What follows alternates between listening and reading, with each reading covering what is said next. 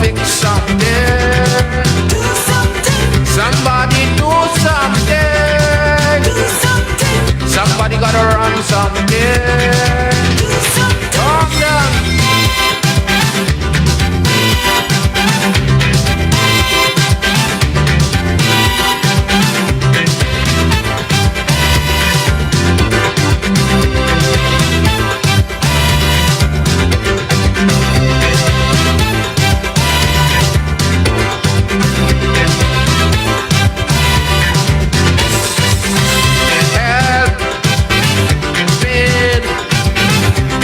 Losses today and no gain.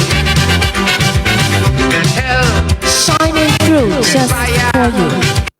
Star FM 98.1.7 stereo. like nobody seems to care about the poor. Okay.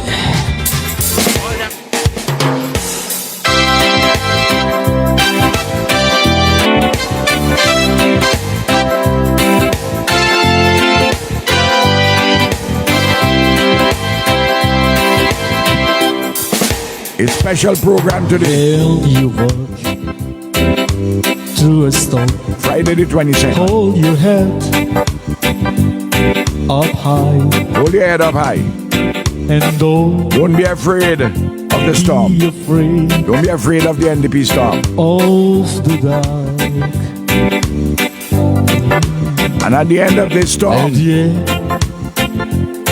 of a storm, remember there will be a golden sky. Golden sky. And you're going to hear the sweet, sweet sound of labor manifested in the policies and programs to make SVG better. Walk on. You got to walk on. To the wind. Walk on to the wind and also the rain. To the rain. We will resist their pressure.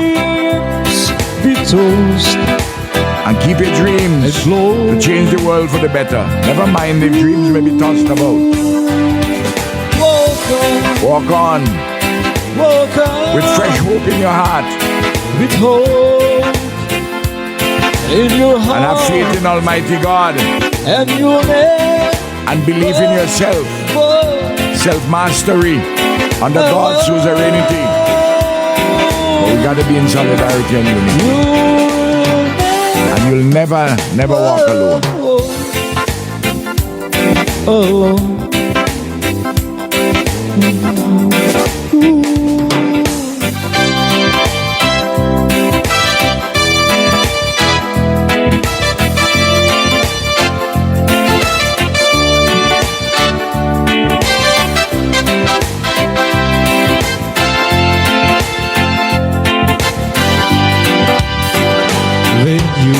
When you walk through the storm, hold your head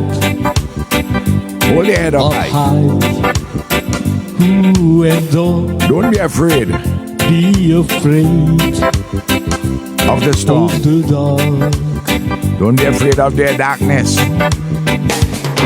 At the end of the storm. Oh yes, they're brighter days. A golden sky.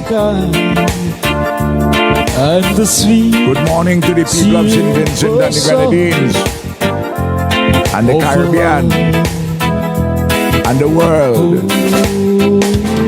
particularly the poor, the working people, the disadvantaged, those who are feeling the pain and the suffering,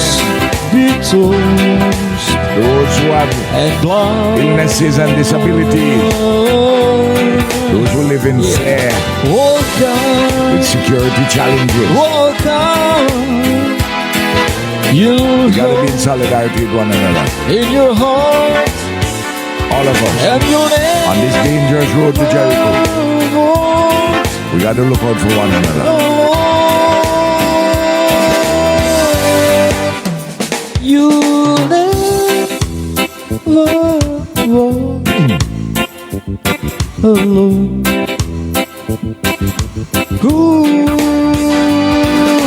Walk on, walk on. And remember, Labour ain't going anywhere. We are here with you in solidarity. And the Comrade is here. Good morning again. This is a special program. I had to come despite the fact that I've been getting a flu. And my throat is a little scratchy. Those of you who heard me yesterday at Independence Park at the National Spiritual Baptist Day, Liberation Day for the Spiritual Baptists, the commemorative day, would notice that I had a slight sore throat, strained. I still have it. But I had to come here today because next week I'm going to be out of the country. And there's some things I want to talk about before I go. I've asked Camilo to be here on Monday. And I'm hoping that we can have Luke Brown on Wednesday. And I'm coming back on the 1st of June. But when I come back on the 1st of June, it would be too late for me to come to the program. So I'll miss 3 programs on a stretch. Monday, next week, Wednesday, and then, of course, the following Monday. Because I can't get back, given the flights, on the Sunday. I have to go to Guyana for the independence celebrations. I was invited. Eloise and I. And then I have to go to Barbados at the end of that. I have some meetings to hold there. Very important. We have to do the national work, we have to do the regional work, and I have to do the global work. Sometime in the middle of June or thereabouts, I have to go to the United Kingdom to do some things, to go to London, and I have to go to Ghana in West Africa.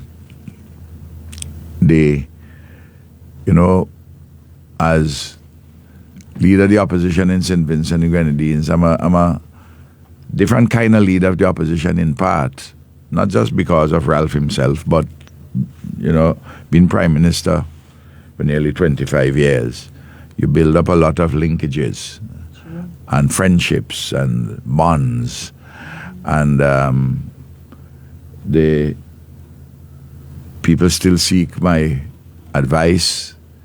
They want to know what I think about this or that matter. And in the nature of my work, I've always seen an interconnection between the national, the local, the national, the regional, and the global. All of it connects. Unless you do that, you can't lead. So this is the real reason I'm having this special show today. And Augustine Ferdinand, who organizes the programs here, says to me the best time to do on Friday would be 8 to 10, 10:30 thereabouts. He said that if we were to start at 10 and go on to 1 o'clock, that on Fridays people tend to, they want to come to town, though they're not coming to town so much these days. Yeah. They have things which they want to do in preparation for the weekend and so on, and they like to hear music, something lighter perhaps, and at least that's his view, and I defer to that view. but that on you can do it in the morning like what we are doing. That's why I came in much earlier today. I have to try and get somebody to go and represent me at the 50th anniversary of the Church of God Worldwide Mission. Pastor Bess, of course, has done heroic work there. That anniversary gathering is taking place at the Russell's Auditorium on Sunday the 24th, but I'll be out. So I'll have to get in touch with Pastor Bess and get someone to go. I would have liked to have had Kisal go there, but Kisal is overseas at the moment. She went to see her mother, who is in New York.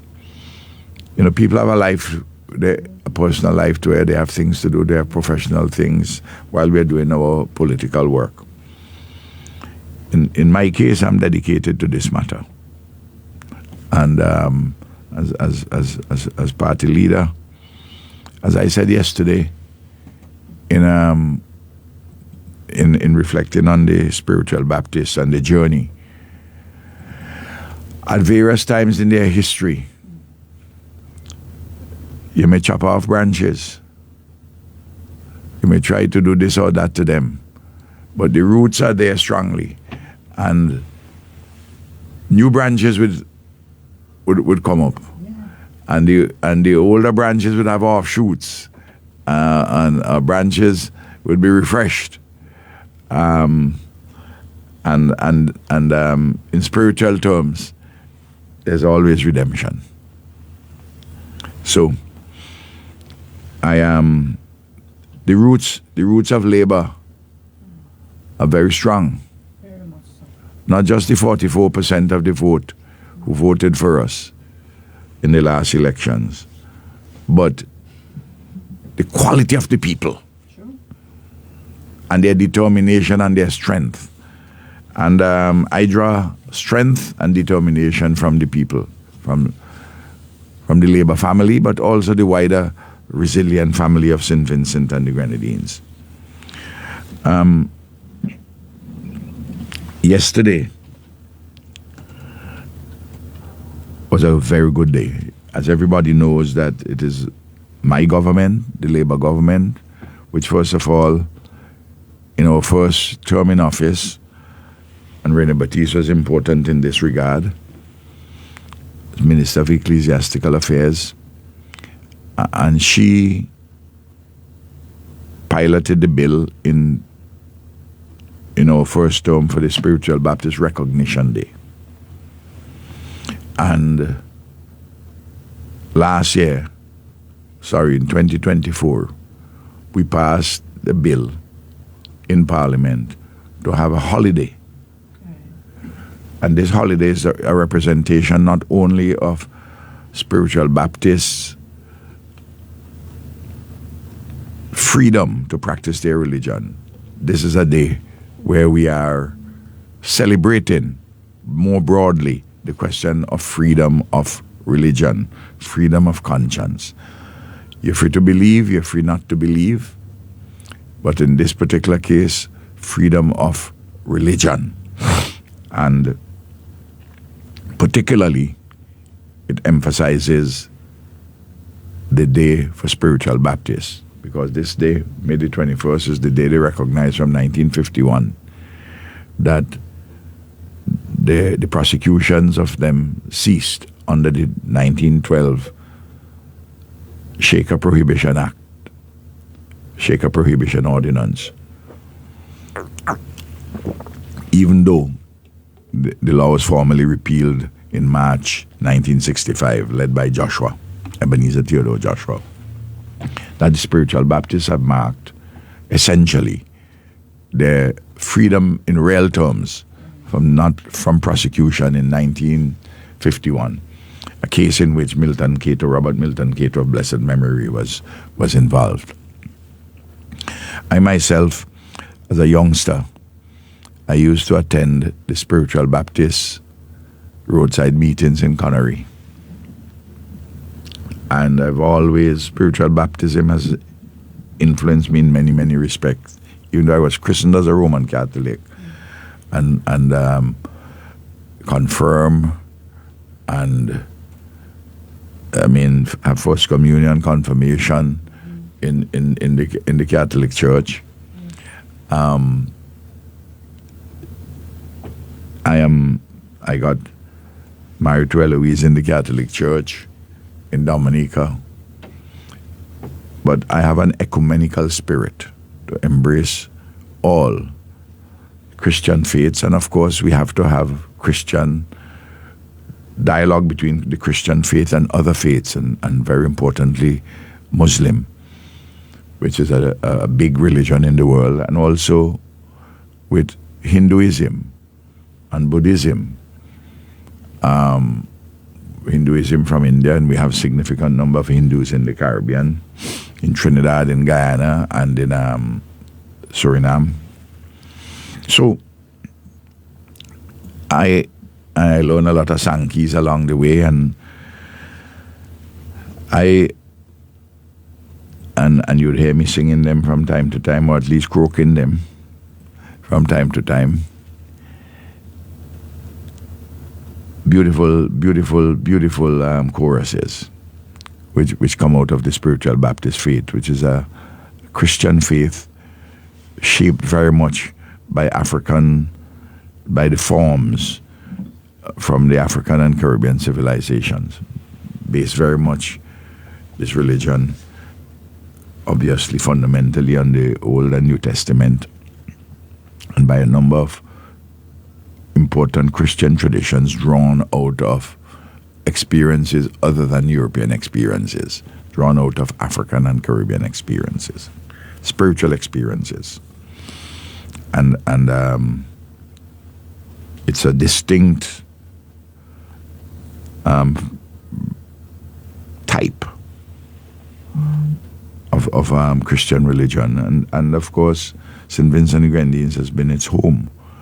And it's built up in Trinidad too, and Grenada and Barbados and other places. But the impulse came out of St. Vincent and Grenadines. Some people dispute that. You talk to some Trinidadians, they'll dispute that. But I think the research shows. But the important thing is not that you dwell on that particular controversy as to where it was born. The fact is this, that spiritual Baptist is a force in Christian religion in our Caribbean. Now, I before I became Prime Minister in 2001, for 20 years before that, from 1981, I was warden of the Spiritual Baptist Friendly Society, and I was the lawyer for the Spiritual Baptist Organization of St. Vincent and the Grenadines. So I went around in all the churches through St. Vincent and the Grenadines. Spiritual Baptists have more churches than any other religion in the country now. Small churches scattered all over the country. And though they're now linked to umbrella organizations, they are nevertheless have individual churches with their own authority structures individually in the traditions of the Spiritual Baptists. And as is also known, I'm very close to the Mount Carmel Spiritual Baptist Church in Chester Cottage. I'm one of the godparents of that church. So I have a long history of association, and just not association. I've been influenced quite a lot by spiritual Baptists, and I'm very hopeful that when my days on earth are ended, that my send-off, that there would be a spiritual Baptist presence at my send-off, of my farewell, of the celebration of my life. But hopefully that is sometime long down the road. I have to have it long down the road. I prefer it, and I want to do it not only for the people of the country, the region, but very much in a personal way for my grandchildren. And I'd love to walk Sarai, who is 15 months old. I'd love to walk her into the gates of the university when she goes there. So that means I have to be around for at least another 16, 17, 18 years. I wouldn't mind making the century, you know. But so long as I'm my head still holds, and that I could manage to walk up steps. I'm hopeful of all that, and I'm trying to see if I can keep myself in shape for all that. Yesterday, I didn't find that the size of the crowd yesterday was as big as the one last year, the attendance. I asked other persons, and they confirmed that too. They thought that it wasn't as big, but it was still an impressive ceremony. We had a lot of people who would come from overseas. In fact, there are 3 leaders from Trinidad who came and visited me with Johnny Jones one evening this week. There is another spiritual Baptist leader out of Grenada who came by out at Goss, and others were here. They want to come and see me, but if they want to come and see me, this evening would be the last time they can see me before they leave, before the end of the month, because I will be away. The government, the NDP government, didn't provide as much support for Spiritual Baptist Day, National Spiritual Baptist Day, like we did last year. We gave support to the max, and the leadership of the Spiritual Baptists will tell you that. The government can tell you what the meager sum which they provided. But we took care last year of many items. And this is not something to be stingy about. You can't be profligate, but you can't be stingy, because this is a national celebration. You see, I started yesterday by my speech by emphasizing our reaffirmation in the preamble to our Constitution that our nation is founded on the belief in the supremacy of God and the freedom and dignity of man and woman, and each of those words is infused, is pregnant with real meaning, and the rest of the Constitution and our life and living are influenced by our belief in the supremacy of God, determined by our belief in the supremacy of God and the freedom and dignity of man and woman. So we have this celebration, though it's for Spiritual Baptists, it is also for freedom of religion, because Britain had a Tolerance Act, Religious Tolerance Act, but they paid no attention to that when it came in 1912 to ban Spiritual Baptists, the practice of Shakerism, as they called it, here in St. Vincent and the Grenadines. And they did it in other places too. They did it in Trinidad, they did it in Grenada, and so on. It's a terrible thing, which they did. And that was on the books throughout that period of colonialism right up to the time, as I say, 1965. I'm talking legislatively. So it was on the books for 53 years, half a century, and this is why sometimes when the inheritors of colonialism, when they come from Britain, they have to apologize for all these things, and they have to help in repairing. Imagine locking up people for practicing their religion because you think this religion was a blot on civilization. I mean, such beautiful spirit. It's and nominally, men of God of other religions would have supported that ban. It's just crazy. So that the point I want to make is that the government of the day must provide maximum support. This is something which is existential. I repeat all the time, if you know the price of everything and the value of nothing, you can't lead, If you know the price of everything and the value of nothing, you can't lead. Or you can't lead. You think you're leading, but you can't lead properly. And people would have seen yesterday the response of the response of the people.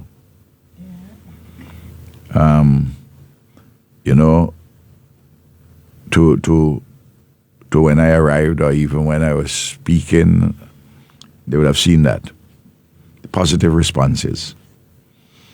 It's as though they took to heart the sermon delivered by Archbishop Pompey when he talked about the way in which Christ was treated in that week, and certainly at the time of the crucifixion, and when Pilate washed his hands and they chose Barabbas and say, crucify Christ. And we always have to be mindful, as the psalmist teaches, the stone that the builder reject will be the head cornerstone. And here the spiritual Baptists are, as Archbishop Pompey emphasized, that they are important. They are an important cornerstone in the Christian faith. So whichever government is in office next year, and the way things are going, you don't know who would be prime minister next year at this time. You don't know whether it is somebody else from the NDP or whether it be somebody else from outside of the NDP. Because, as I will talk about, there's a crisis of governance which is enveloping the country. And we have to, this crisis of governance, which has manifestations in government, in politics, in the economy, and in the society, that we have to address it.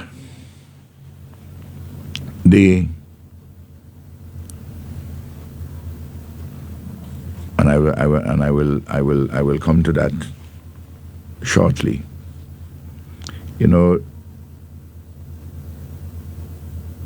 Over the last few days, since our highly successful National Council meeting on Tuesday evening, where there was such a massive turnout at the Russell Auditorium, and the spirit and enthusiasm was high, despite the fact that the crazies, the NDP crazies online, including some of the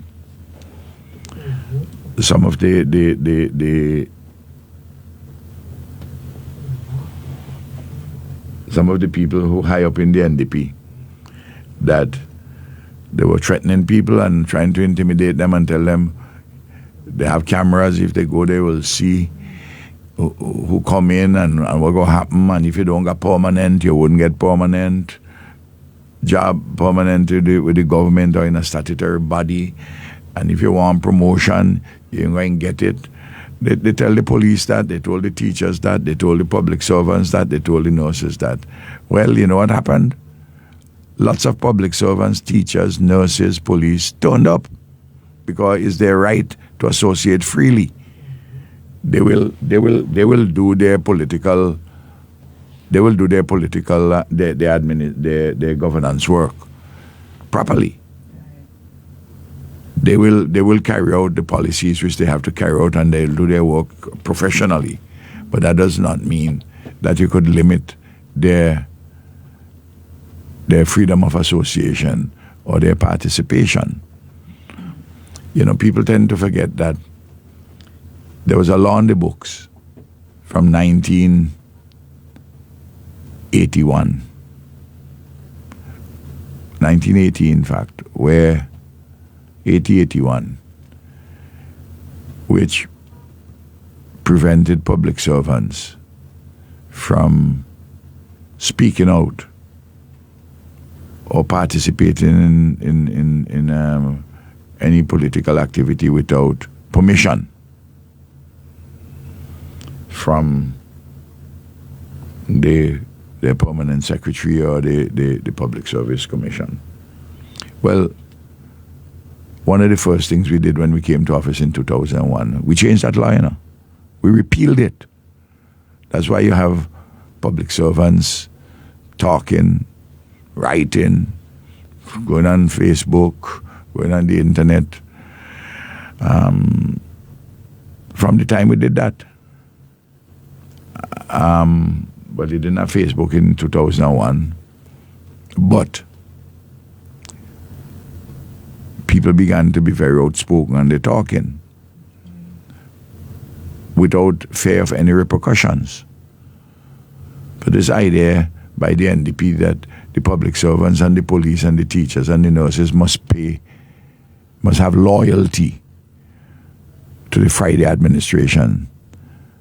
That's a cock and bull thing. That's a cock and bull story. You're not required to give loyalty to any political administration. You give allegiance to the government and people of St. Vincent and the Grenadines in accordance with the laws, the Constitution and the laws of St. Vincent and the Grenadines. So help me God. That is what you do, and you follow and carry out policies and decisions made within the legal framework. You can't ask public servants to do things which are not lawful, you know. They could tell you, no, they ain't doing it. So because you may give an instruction, you as a politician, public servants can say, well, I'm sorry. You're telling me to do that, I can't do that. Because if you go ahead and do it, the public servant, you do it wrongly. You're the one who's going to be in difficulty, you know, not the politician who said this thing to you. Because it's not the politician doing, you know. It's you doing. So you have to be very careful. Now, they're going absolutely crazy. And the NDP, since this highly successful National Council meeting, and they see the resurgence of Labour and the might and influence of the Labour family in the country, and it's making them panic. And Ralph always is a baseman in the head. But they beating, whatever they do. Well, now, it's not just Ralph is the baseman, the Labour family now, the resurgence of the Labour family, have them totally discombobulated and frightened. Yes. And everywhere they turn, in fact, everywhere they turn, they're seeing something under the sheet. Everywhere they turn, they're seeing Labour, and they're seeing Ralph, and they're seeing this amazing Labour family. And they're getting paranoid. But it is all of their own doing. First of all, they have to cleanse their heads, but they are unable to do so because the baseman is there permanently beating in the head. And because the country is in disarray. The center is not holding. Things are very hard for people. And that is why you're seeing the NDP knows that, you know, that's why you're seeing this flurry of activity, inconsequential activity, this announcement, that announcement. The other day, Friday went up to give a speech about youth in agriculture up in Orange Hill with the Taiwanese. The point is this: we have programs like that and others for years upon years. You know, there's nothing new there. Similarly, all these announcing this little thing, that little thing. You see, they sat down and said, boy, we're in trouble. So we do a lot of announcements. But the announcements amounting to nothing. Look, you can dress up a pig and you can put lipstick on it. But it's still a pig, you know. Yes. You know? You can put a bonnet on it. You can put lipstick on it. You can put designer glasses on its eyes. You can put on a pretty frock on the pig. But it's still a pig, you know. So, But Prime Minister, the same thing you talk about the youth farmers training program. What apparently Israel Bruce did is just erase the month and the year, and Saboto was the minister then speaking. He just took out those parts. but this is the point I'm making. It's just, That's him there with his photo. well, this is what I'm saying. They put in two bins by 5 or 6 tourism site. Those are 5 projects. They're doing. I mean, they labor put in train this or that. They go in. They just announcements trying to see if they could throw smoke in people eye, but people ain't bothering these things because they're having no impact. No impact in the country. And the people know that because things are getting harder and harder in every respect. And they have had to respond to people like how the Minister of Housing tried to respond about how in the area where they're stopping people to pay for land, which have been properly allocated to people. There's an offer.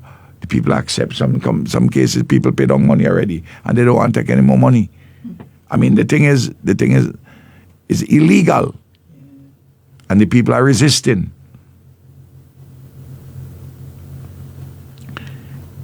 And in their paranoia, they're leveling threats against ULP supporters, bullying ULP supporters to the extent that they can do so, and against our leadership, but it ain't going to get them anywhere. You know the definition of a crisis. When I say there's a crisis of governance in the country, that it has arisen in government, in the economy, in the society, including in the security situation. A crisis is a condition when the principals, that is to say the cabinet, the government, when they are innocent of the extent of the condition and have no idea as to the way out of the condition, they don't seem to grasp that their incompetence, their wickedness, their malignancy, their austerity, their failure to generate any jobs or put any programs in place for investments. You get a lot of empty statements. And somebody tell me the place is ungoverned. It just is like it's an autopilot. And all this is creating this crisis of governance in which they are innocent of the terrible extent of the condition to which they have brought the country in a short period of time. And the things are in disarray. But the sad thing, they don't realize it. And they have no idea as to the way forward. They know that people are complaining, but they don't understand the depths of what is happening, what they are causing. And the issue here, every complex situation which is to be addressed, they come with their political lens with a clear and simple but wrong solution. So every one of the complex problems, they say we have a solution. It's clear, simple, according to them, but wrong. That's strategically they're going to for an economic policy of choice to go to the IMF. Not of necessity, but of choice. We are managing the debt properly. The country is growing. We had the investments coming. And I'll talk about some of that today, particularly about sandals and beaches. But the place dead. and no mountain of words by them. It's the same thing. They put out a lot of propaganda about, oh, they're going to help the spiritual Baptists in their celebration and all the rest of it, thinking that that will fool people. But the spiritual Baptists will tell you, the organizations will tell you, they got very little support from the government. Nice at all. Not nice at all, girl. Not nice at all, my dear sister. No. The crisis in the government is that different set of them speaking with different voices. You notice that even inside of the NDP, they're quarreling with one another. Strong supporters of theirs, people who went out on campaign and so forth. They're saying there's a one-term government, it will fall even before the end of one term. Oh, they don't want ULP because of this or that, and they're manufacturing things against the ULP in order to cover up that they made a mistake. Now, when you make a mistake, you must man up or woman up and say, I made a mistake. We have to change this NDP administration. And of course, when you change it, the only alternative is the Unity Labour Party. That is the reality. And that is why people are coming to me, calling me, sending messages, meeting me at the office, the party office, coming at GOS. And people are getting less fearful. Because, as I told people, if you stay in your own corner, that is when they will frighten you. But if we work together in solidarity, they can't frighten us. And they will get more paranoid and they'll make more mistakes. And I'm telling you, Labour has your back and Ralph has your back. I can make those points with commitment and seriousness and determination.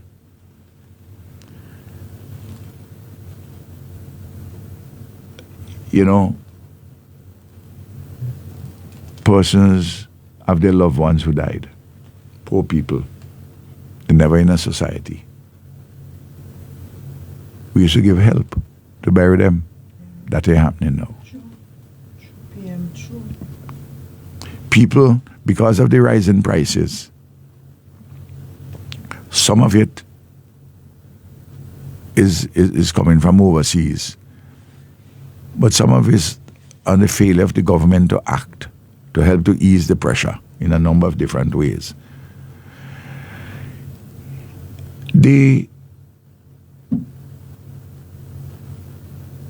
people are juggling more than ever between having to buy food and pay the utility bills. Sacrifice, PM.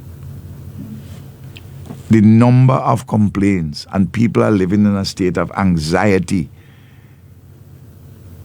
It's shaking up their head, you know, disorienting them. Can you imagine? You are a single parent, you're a mother, you have 2 children, go in secondary school. You not working, or what you're working for is just basically to put the food on the table. Not to pay the water, not to pay the light, not to pay the internet bill for your 2 students in the secondary school, and you ain't getting help. What do you want those children to do? What do you want that family to do? We had a good safety net in which these people were taken care of. But what I had told the persons, the people who had captured the NDP, a group of self-seeking, urban professionals or some from the rural area who have imbibed all the petty bourgeois values, debilitating petty bourgeois values of a section, a backward section of the urban intelligentsia, the urban professional class. And they look down upon the poor and the working people. They look down upon them. They will pay lip service that they love them to get their vote. But they don't have any love for them. They despise them. They think that they're less than them. And you're seeing the manifestation of it. People can't find them, their representatives. They're hiding from them. They're bad talking them. They're telling them they're too greedy. They're telling poor people, that they're too greedy. They want free. That Ralph spoiled them. That Santa Claus no longer in office. It's a different time. And I run up the debt. And they have to stop that. Well, no debt was run up because you help poor people. The debt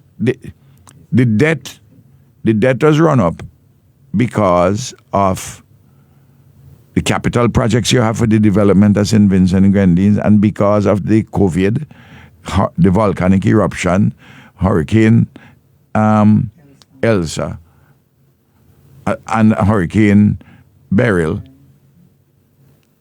And for the farmers, interspersing with the droughts, and you had to help take care of them.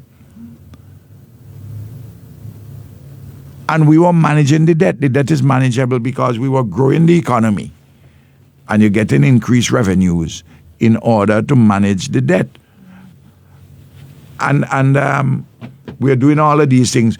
In the last 5 years, the fastest growing economy in the Caribbean after Guyana, and Guyana is a special case, was St. Vincent and Grenadines. We cut the unemployment rate by more than half. We strengthened the state institutions, democracy, governance. Look, take Parliament. I used to tell you what is the date for Parliament when we adjourn Parliament. Now, sometimes you might have had to change the date, but you give a broad idea. So if you had to postpone the Parliament from a particular date by a week into another month, you make sure that in that month you have 2 other meetings. 2 meetings at least. But you could do it so that people can plan their time. I don't know when Parliament is to be summoned. The last time Parliament met was on April the 21st. It is over a month now. We're supposed to meet once every month.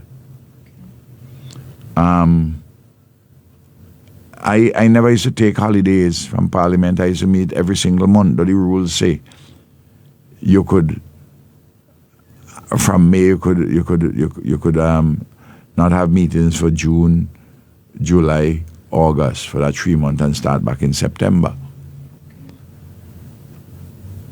But like how they do in the British Parliament now, like the summer. But British Parliament otherwise meets every day when the time it is sitting. We don't meet every day. We do our work as a parliament for a small country once, twice a month. Sometimes we do 2 days work at one sitting, sometimes 1 day, depending on all the matters which you have to deal with. And of course, if you wasted my time, I will take you even to 4 in the morning to make sure that the business of the parliament get done. And you heard them complaining. But they're not telling you when. So what must I do? You notice that I'm making arrangements to travel. I'm going to be out for nearly a week. Well, now for a week, and in the middle of June for about that, because I have to do work in the international also. So you're going to call the parliament when I'm out of the country, or when arrangements I've made public that I have. If you say to me that the parliament is a such and such a date, I will know that around that date I have an obligation to be here, and therefore if I have to travel, I travel around that date, outside of that date, unless it is entirely unavoidable. But now, you don't know. They adjourn, sign a die without setting a date. They do it. They say they have 14 seats. And that's true. Yes. But the people are watching. Closely too. People are watching. We have a crisis in governance. Look, apart from the bullying of the civil servants, they are seeking to ignore certain permanent secretaries and try to get around them by having subordinates assign them certain tasks, even to the extent of saying to subordinates, order computers, order furniture. Now, the only person who can order those things is the permanent secretary. Under $20,000. If it's more than that, you have to go to tender. Right. Of course, the cabinet can waive the tender rules if it's a matter of urgency. But the Director General of Finance and Planning will advise that even when you waive the rules, make sure that you check wrong prices by the 2, 3, 4 different, the major suppliers, to see that the price which you get is a reasonable price. Right. Even if you waive the tenders board procedure for the purchase, for instance, of equipment they like. But that has to be initiated by the permanent secretary. So if somebody who is an executive secretary, or somebody who is a senior assistant secretary, or an assistant secretary, you go ahead and you order any goods or services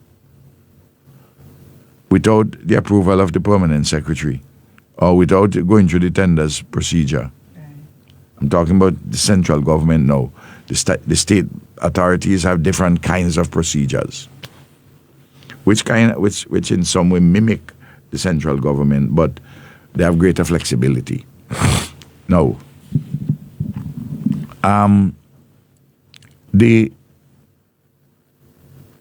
if you go as an executive secretary, not a permanent secretary, or your senior assistant secretary, or even senior clerk, or whatever, and you go and order something on the say of a minister, the minister will say, well, I told my executive secretary to ensure that we get the furniture, ensure we get the computers.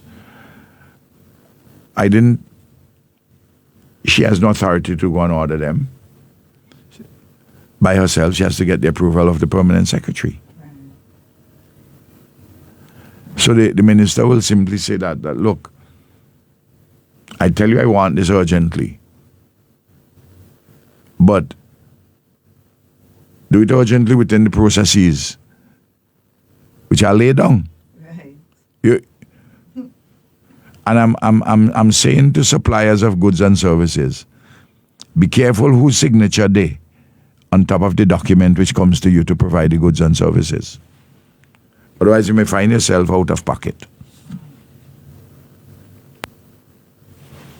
No.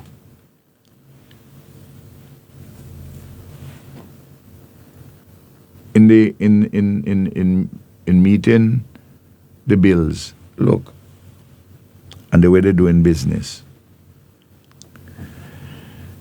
nobody knows how much Friday is paying for rent for Keith Boy house where he live. When he goes to Beckway, They rent an apartment for security. Nobody knows how much that apartment costs. Nobody knows if the bills have been paid, if they owe the people money. I will wager the way they function in, they owe the people money. I will bet that. Eh? PMBR is on target. These students are locked out of exams. True.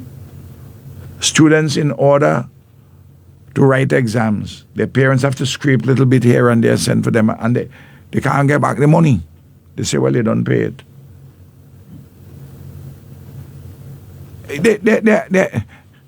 All of these things these mountain of things are just adding up. They're firing people. People at Orange Hill and other outlets in the Ministry of Agriculture ain't getting pay True. on time. 5 months for Orange Hill for sure. 5 months for Orange Hill for sure. Well, you live up there, you know. Well, some people.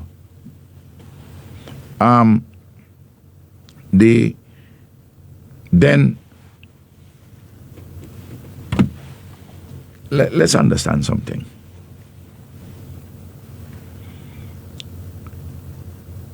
Anytime you have in the police force any organization or reorganization,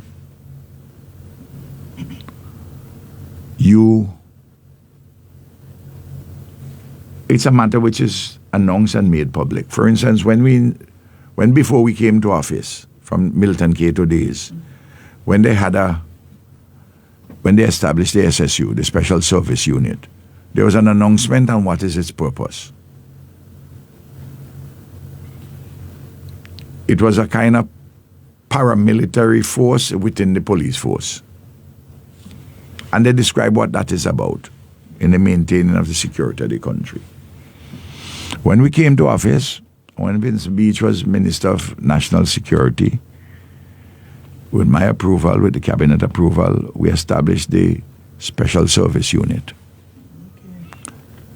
Sorry, the Rapid Response Unit. The Special Service Unit existed before the Rapid Response Unit, the RRU, which people call the Black Squad. We said what they were about, where they're headquartered, what you're doing, who is in charge, what is their purpose, to respond rapidly to criminal situations. Of course, you had a situation which developed in that police stations didn't even want to send out people from them. Some of the simplest things happened, they want RRU.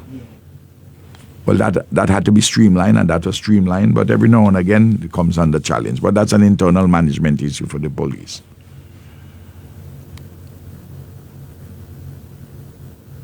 The NDP comes to office. They're not satisfied. So they select some people from SSU, some people from RRU.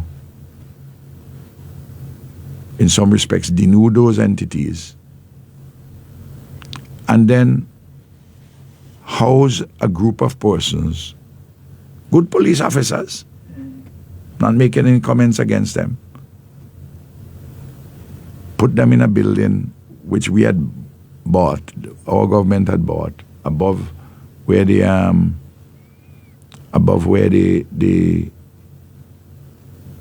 hotel at Diamond is, Holiday Inn Express. And we had said we were going to turn that into a police station for that area to help out between Stubbs and Caliacua.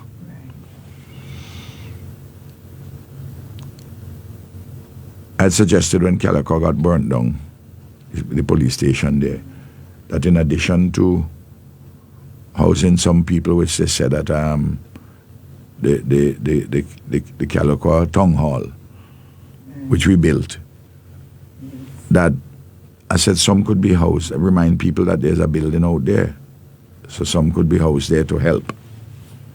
Anyway, you know whom they're housing there? Some people from RRU, some people from SSU. That's what I've been advised. And they call it simply the squad. It ain't RRU, it ain't SSU. It ain't Major Crimes Unit. It ain't Trafficking in Persons Unit. It's not the unit to deal with sex offenders. None of those units where there is announcement and a purpose why it is. Who is in control of the squad? Who's directing the squad? What is their role? Are they supplementary to RRU? Supplementary to SSU? What is the rationale? You know, Gary started something like this in Grenada, where it essentially deteriorated in what they call a mongoose gang or the mongoose squad. A kind of force handpicked by politicians outside of the regular hierarchy in the police force. I'm not saying that is what has happened. I'm saying how these things begin. And when you have no clarity and where people are fearful, I think on the basis of what they have seen since independence, it is certainly arguable that the current government is the most authoritarian, and the current Minister of National Security more authoritarian than any Minister of Finance, Minister of National Security since independence, more than Cato, more than Hudson Tanis, more than James Mitchell, more than Vincent Beach, and certainly more than Ralph. The kinds of statements he's making and the way he seemed to want to intrude himself into management issues into the police force and encroaching on the work of the Police Service Commission. When the way he talks and he jumps the gun about a number of matters. That's why, you notice he and the government coming under a lot of stick by the public for the handling of the police and security issues, handling of the economy, handling of the social safety net, handling governance issues. The government, and I've given some examples here. So in the totality, a crisis of governance has developed in government, in the economy, in the society, including the issues on the social safety net. They feel that because they increase public assistance from $360 to $500, that solves the problem. Actually, they're reducing the number of people getting public assistance, and they're reducing the extent of support, social security support, social safety net support, for a number of other things, including for children and women and at-risk boys and girls and poor people and vulnerable people and disadvantaged people and people with disabilities. I mean, the elderly. I mean, I can go on and on. All of these coming to me, and it's painful and it's hurting people. And I have to help a lot of people from my own resources, but those resources are very limited. They're not infinite. And that is where the government, the state, has to be a force for good and help people. Not to say that Santa Claus is not in any power anymore and you turn your back on people. It's wrong. And as I say, we need to find out what is the role, what is the size, composition, and reporting processes of this thing which they call the squad, which is out at Diamond. I mean, let me make it plain. I know some of these police officers personally. One or two of them, for instance, was assigned by the commissioner to provide additional security during the election time for me. And I know them. And I know they are good people and professionals. But you have to use them. You have to have them do their work within particular structures and systems which are transparent, where you have clear lines of authority. Otherwise, you can have a deterioration, which would undermine security. Because at the end of the day, it's the safety and security of the people which define security. Then they seem to be going along ahead without listening to sensible voices. Not to put police in the schools. This is a matter where throughout the whole world it has been a controversial issue and in the region. And the research has shown that it doesn't work. There's a complicated problem. The government trying to have a clear and simple solution, put police in the schools to deal with discipline. But it's wrong. It's clear, simple, but wrong. They argue that with the police, they will deter violence in the schools and they will build positive community ties. Well, tell that to people who are subjected to arbitrary conduct from time to time by particular police officers, though the police force, generally speaking, is full of restraint. How are you going to build confidence about that when we see a video about what happened in Kingston recently with a man in handcuff being beaten up by police? And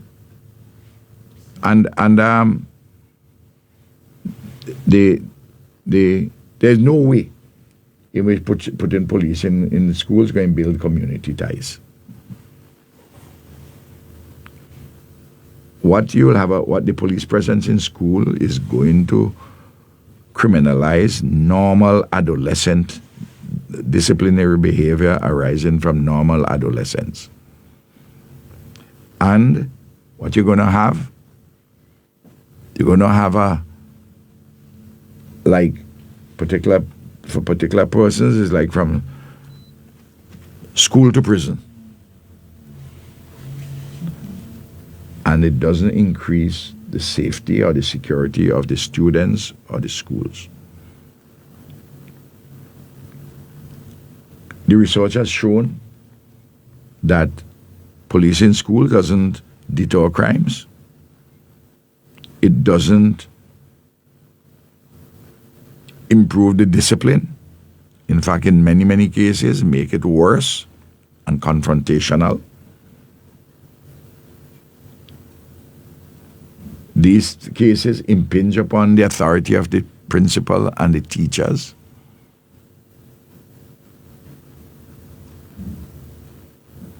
We need more social supports, social economic supports in the schools, not a police presence.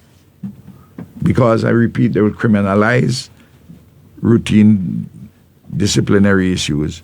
And I tell you this, what will happen if you put police in schools is that it would disproportionately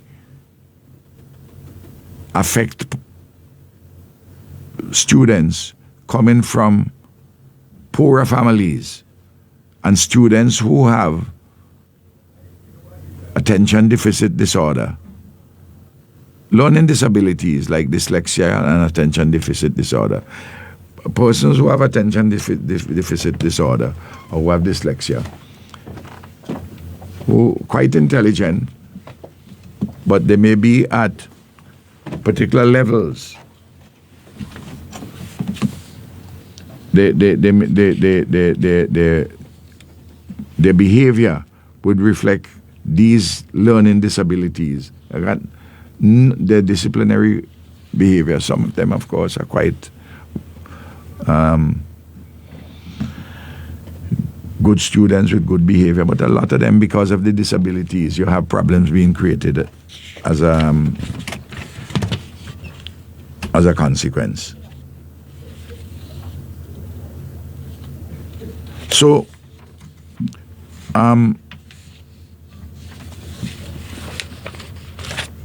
police in schools is a wrong idea. And it would fail to solve the root causes of ill discipline. I repeat it over and over. What you need is quality parenting, quality teaching, where the teachers teach not only the subject to but themselves. The quality school leadership, disciplined commitment from students to their work and to their hours in school, community supports, and with the state providing basic, sufficient, adequate institutional and material infrastructure support to facilitate quality teaching and learning.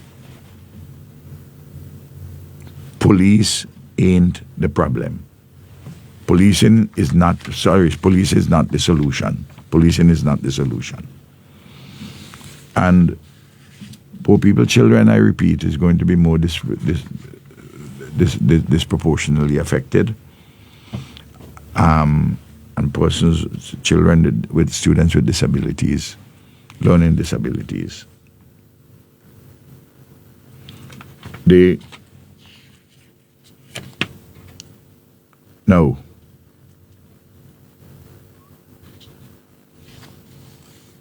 I want to talk about something which has re-emerged since I spoke last week. No, since I spoke on Wednesday about what was announced by Sandals. You know, Sandals announced that they have a $1 billion US plus investment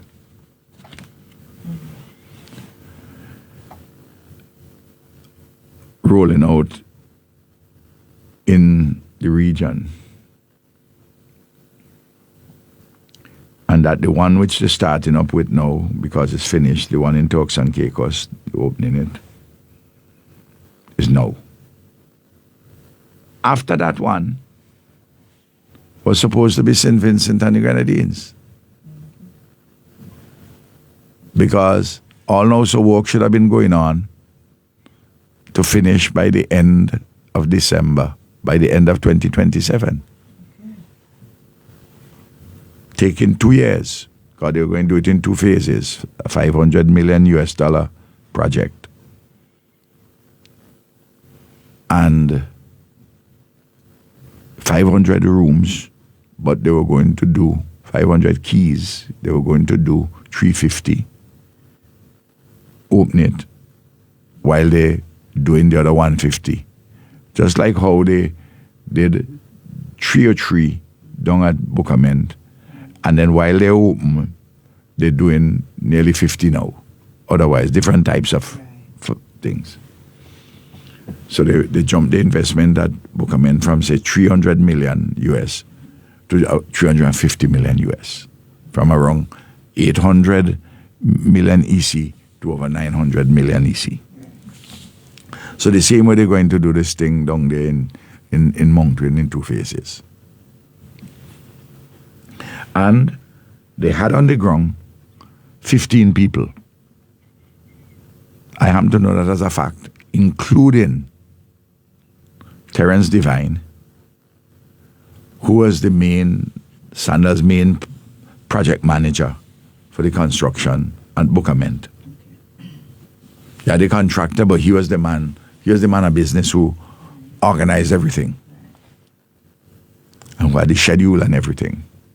And they had a 15-member team here on the ground and was going to be ramping that up and to start the work this year. Early this year. So that they'd have about 2 years on it. And that was their target. And they know when they were working with us, we helped to move things very quickly as we do with everybody else for their construction. Where the state is involved, if there's any bottleneck, we sort it out very quickly. Proactive. Because we're curious about what is happening. And we're committed to it once we have the agreement. Now, Sandals announced that the next one they're going to do to finish next year is Bahamas. The one after that is to finish Barbados in 2028. To finish one in Jamaica by 2029. And the earliest they could get to us is 2030. Now, all of a sudden, the anti-Sandal sentiments have emerged. Now, Butch Stewart has said, the founder of Sandals, and his son Adam, who runs it now, who is the principal chief executive officer, they have said repeatedly, they don't go anywhere where they are not welcomed and wanted. Simple. You have a lot of places to go. If any place don't welcome them and make them feel wanted, well, when you want to welcome them and you want to make them feel wanted, they go come. Because other than these places, I happen to know, they're interested in also expanding in Grenada. I know they're interested in St. Kitts. I give that for example.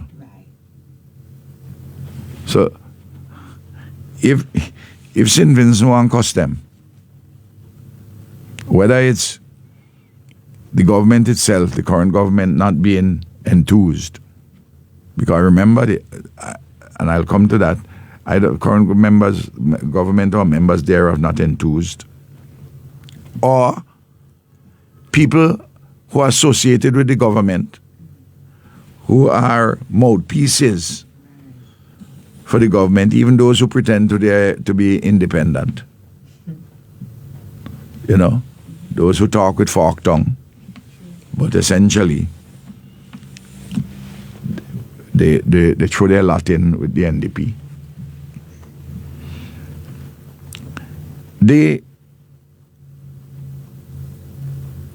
If they're not feeling, with a composite of all these things, they're not welcome or wanted, they will take the money and invest elsewhere. Yes. Or they put you lower down in the priority. Amidst all of what I'm going to say, I ask this question up front. Has Sandals been good for St. Vincent and the Grenadines or not? You go across the country, overwhelmingly, people will tell you that St. Vincent and the Grenadines is a better place for having Sandals. That it has been good for St. Vincent and the Grenadines. It has had lots of positive knock-on economic and social benefits, educational benefits for St. Vincent and the Grenadines. You know, so that it's, once you establish that, why are you going to have this anti-Sandals feeling? Some people have anti-tourism feeling. I hear some people say, oh, well, when the hotels them come, like Sandals, what are the jobs? The jobs are only for maids, housekeepers, gardeners, and waiters. Well, I don't know if they happen to know this. You also have butlers. Yes. You also have who are well paid. You have well paid cooks. You have supervisors. You have administrative staff, accountants. You have human resource management people. You have all kind of people. And people who are managing particular departments in Sandals right down there. And Vincentians also have been trained and are elsewhere in the Sandals family, in the chain across the Caribbean. But I ask this question. Can you have a hotel without having maids and housekeepers and waiters and gardeners? What about all those who talk when they go to hotels in other parts of the world? All these individuals are necessary, and very often persons who are sensible and who get their foot in, they rise in the organization. Yes. And they do their training, because Sandals has good training, and they do the training inside and they do the training outside. A young lady down there, she has a position, she has a fuller position from Sandy. She was working at Sandals St. Lucia, and they brought her here. That's the point. Yes. There are lots of testimony which you can give like that. No.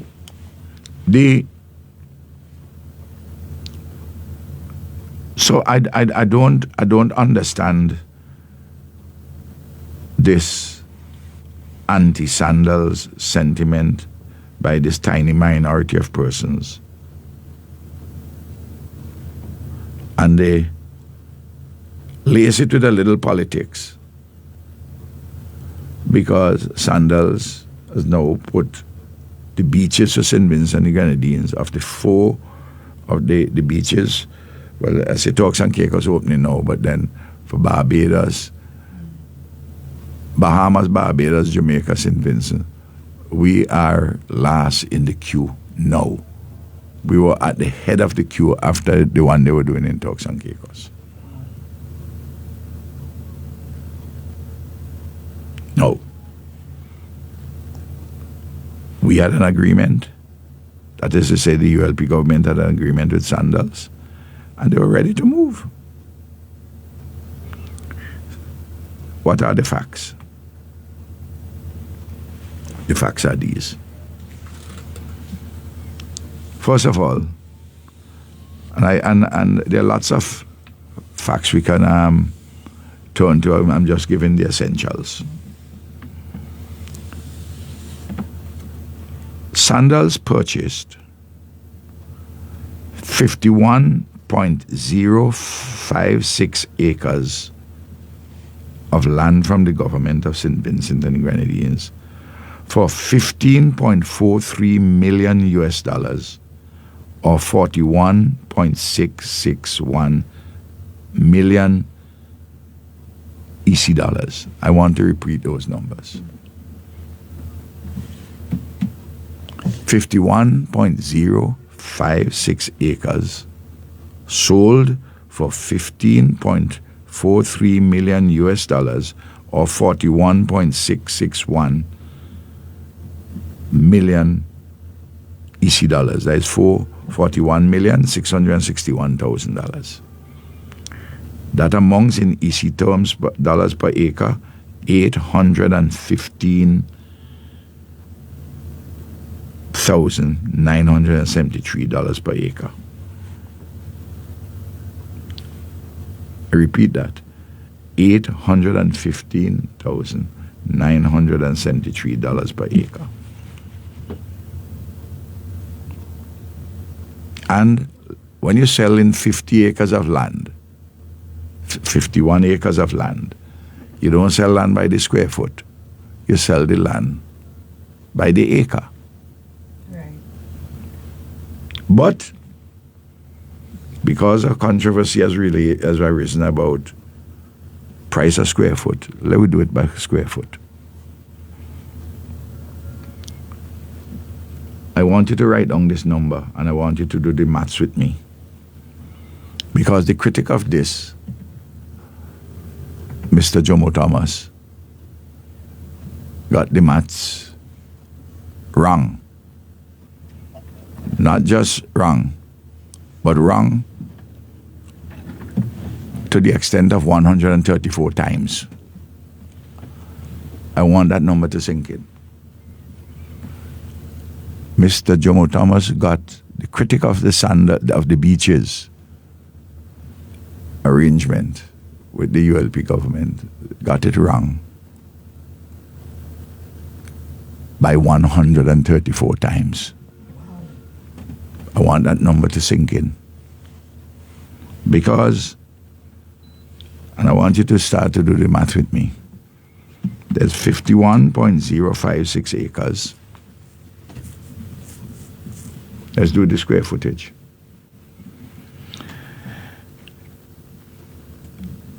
Every acre has 43,560 square feet.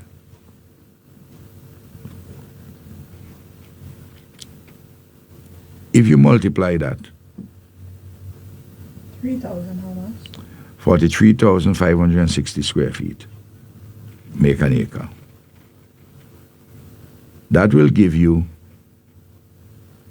2,224,000 and 34.2 square feet. So just call it 2,224,034 square feet. You can do the math. Just use your calculator and you'll see that. Well, on the plan, if you look at the plan, you'll see the plan has it with 2 square feet more, 2,224,036 square feet. Square feet there, neither here nor there. All right? Now, if you take the 41.661 million EC dollars and divide it by 2,224,036 square feet, you will get $18.73 per square foot. In fact, you get 18.732 cents.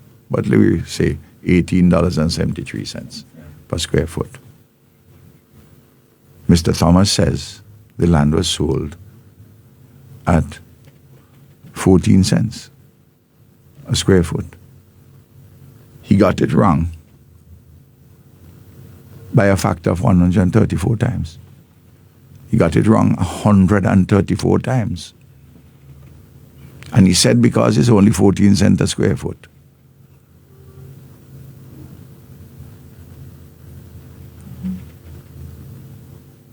Friday should revoke that sale, meaning take it back.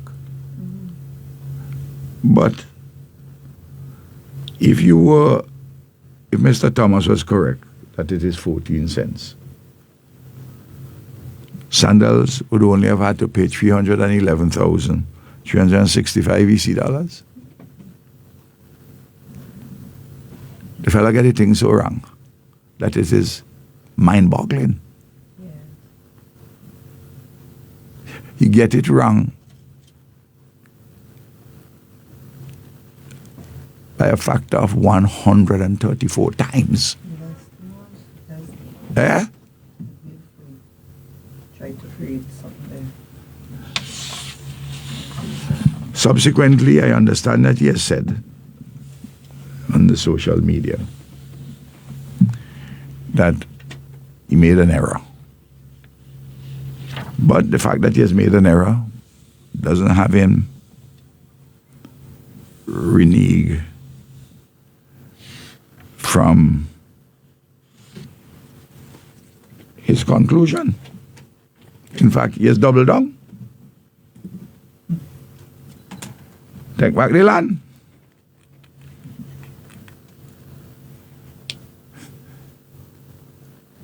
Well, what do you do with people like that? I wouldn't even so special. What? I mean, you get it wrong by 134 times. That's really fun. 133.8 times. I wronged it 134 times.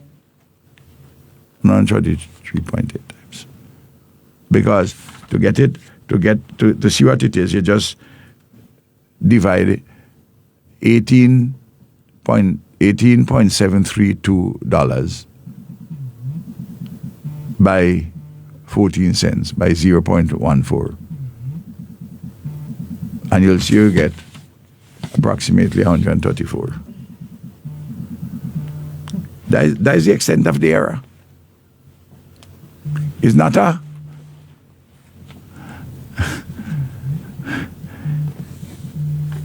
it is not a simple error, it's not a marginal error, you know. It's out of the ballpark. The interesting thing is this, is that Camilo, who led the Ministry of Finance and the Chief Surveyor's Office in this discussion with Sandals,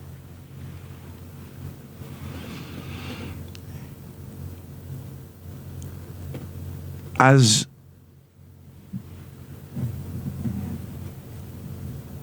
the chief surveyor was there and the valuers there had the value much less because of comparable values of land sold by the government and through national properties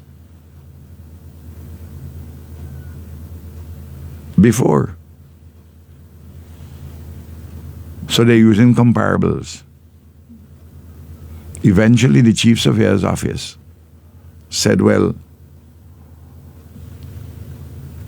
$750,000, which was much more than what they initially said, would be a fair price.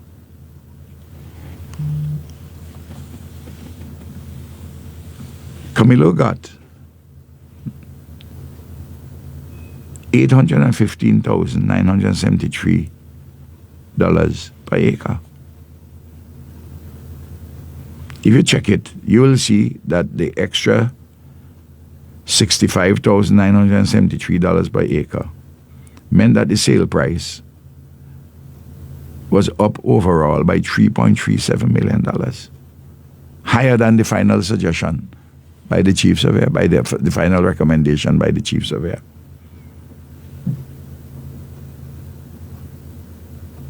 They could go and ask the chief surveyor what was his original numbers. He and his staff. It is the political directorate which said, no, you got to look at this thing again. And then they came with their final recommendation. And what was agreed upon was even more than their final recommendation, than the valuers in the chief surveyor's department. And this is undeveloped land. There's no water on the land. There is no electricity on the land. There are no roads on the land, and the land has to be cleared. You have a road nearby, but that's the main road going leeward. You have electricity nearby by the road, and you have water nearby, but you have to run it on the land. And through the entire 51 acres of land, and you have to run the electricity through the 51 acres of land. You got to clear the land, you got to develop the land. It's undeveloped land, you know. Of course, it has a nice beachfront. So this was not as Mr. Thomas said, a sellout by the government. Of course, it would have been a scandal if it was 14 cents. Yeah. But it's $18.73 per square foot. But bearing in mind, I'm telling you, you don't sell 50 acres of land by the square foot, you sell it per acre. But he reduced it to square footage and he got it plain wrong. So when he come back and say, well, I get the math wrong. You get the math wrong by 134 times. 134 times, let that sink in.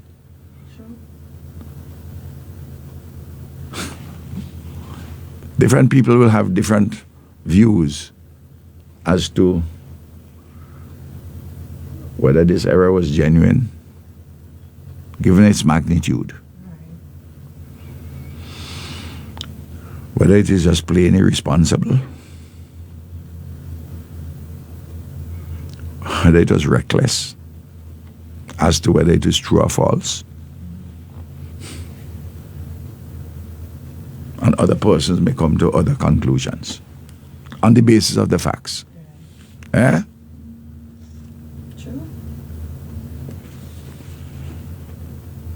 No. I want to repeat that you get it wrong by 134 times. And on the basis of the mistake you had made first, you say that this is a sellout. And it is, and that as a result, that the ULP government has sold out, and as a result, it is incumbent upon the Friday government, to reverse the sale. Take it back.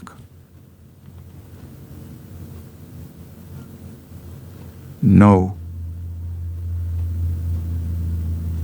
You're still in that conclusion despite the fact you have made the error.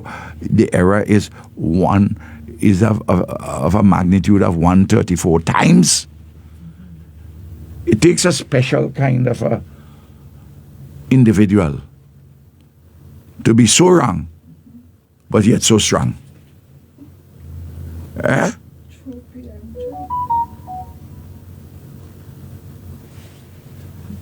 His argument, therefore, that it was a sellout is completely preposterous and even idiotic.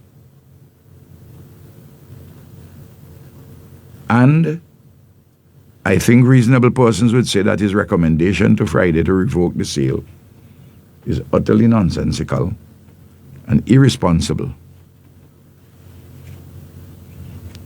And others may even come to other conclusions, which are not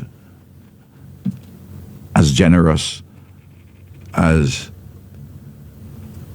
nonsensical and irresponsible. Those are generous descriptions.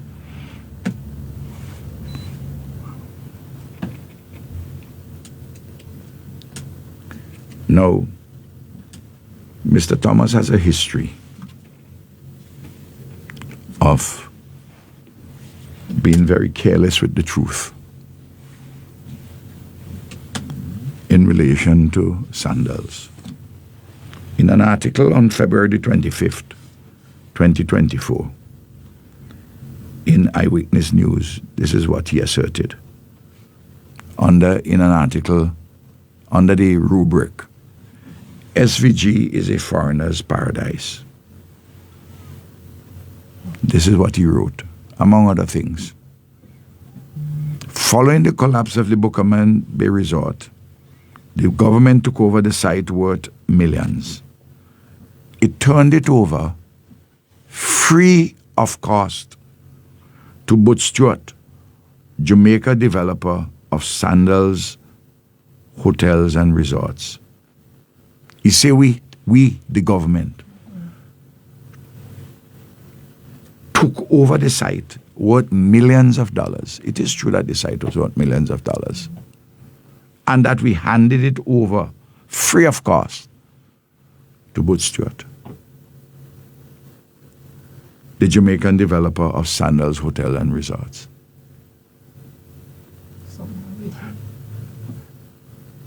There was a process through, and you can go to the court and you can see the process, because it's a complicated process to have unraveled. And the Solicitor General, Karen Duncan, played an important role in helping to unravel this, along with the liquidator receiver, the esteemed accountant, Brian Glasgow, Brian Glasgow. This matter done through the court. And in the upshot, the government sold this land at Bookament, where you have Sandals there now. Not for zero, as Mr. Thomas said, but for $39.825 million. He got it wrong then by a hell of a magnitude. He get it wrong again, even when he has now all the documents in his hand.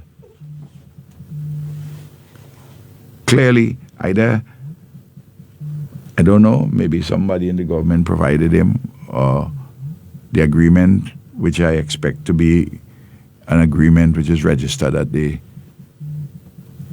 the courthouse, at the when I say the courthouse, I mean the company's registry.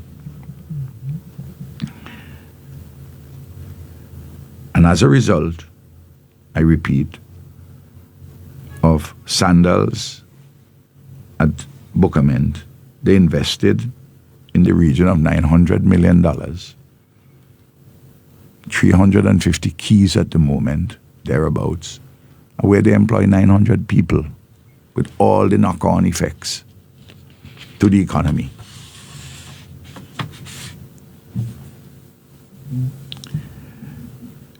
So now we come to beaches.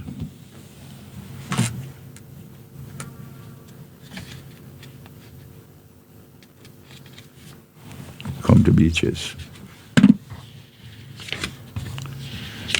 I want to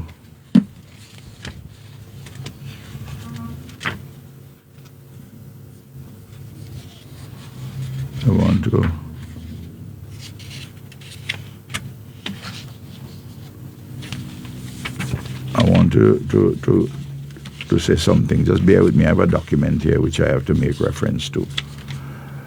I want to do justice to my listeners.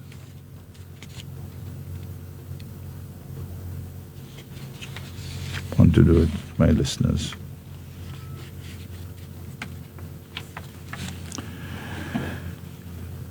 The investment for beaches at Mount Win,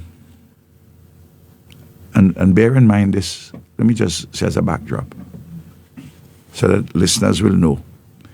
In Arnim's Eustace speech to the Parliament as Prime Minister and Minister of Finance in December 2000, said that they have an investor for the Mount Win site, the same site, where they wanted to build 100 rooms.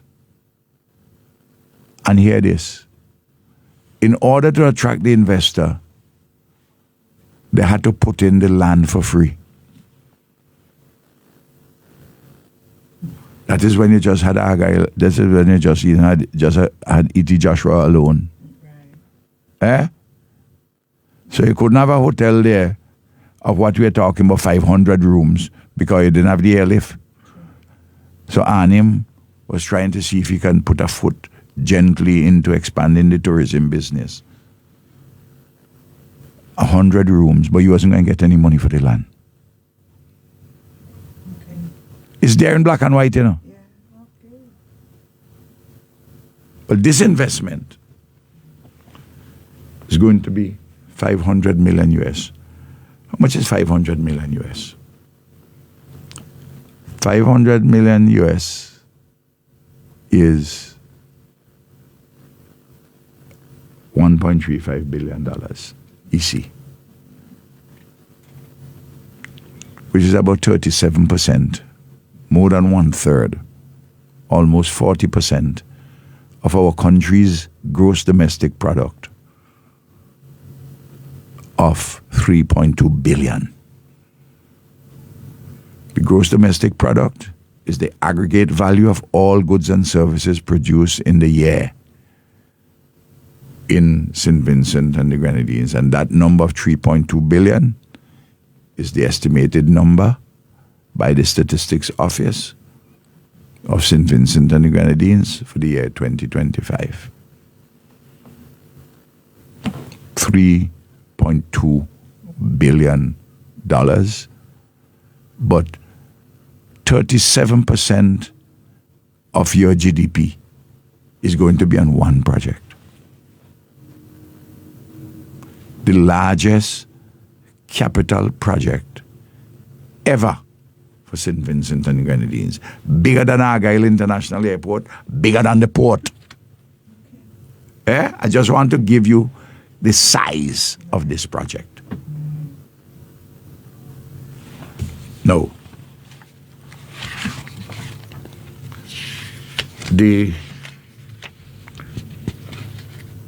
We had, and I'll come to that, we had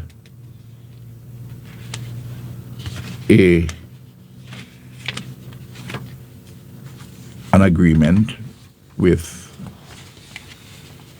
Sandals before with Bookament.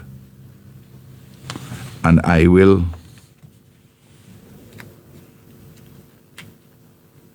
give you some, at a glance, the difference between the Sandals agreements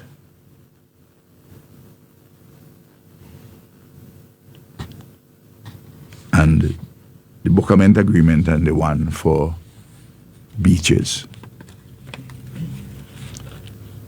But before I do so,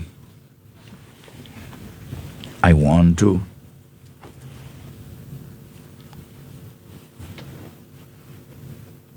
speak to some preliminary matters about concessions.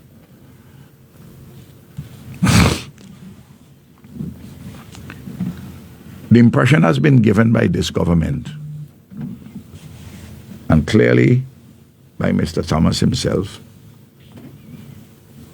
He hasn't been as expansive on that as the Prime Minister has been, Prime Minister Friday, in his budget speech. There's this mistaken notion abroad in the country by some persons, including the NDP government, that the value of concessions which you have, that if you keep that value to yourself, the country progresses. By that, I mean the concessions have such a value. So if they tell you, you give, let's take a number, $50 million in concessions on a project. If you don't give it, you keep that value. No. Because you keep it, you get no jobs. You don't get no VAT. You don't get the linkages between that investment and agriculture and other services like entertainment. The fellas with buying the ATVs, the taxi man them, the knock on with the departure tax at the airport with more visitors come in. the planes paying to land, the money you get at restaurants, people who do the tours, all kinds of different knock-on effects. You keep your concession, you don't get the development. Clearly, you have to give concessions appropriate to the investment and all the circumstances, including what happens with your competitors in other parts of the region and the world.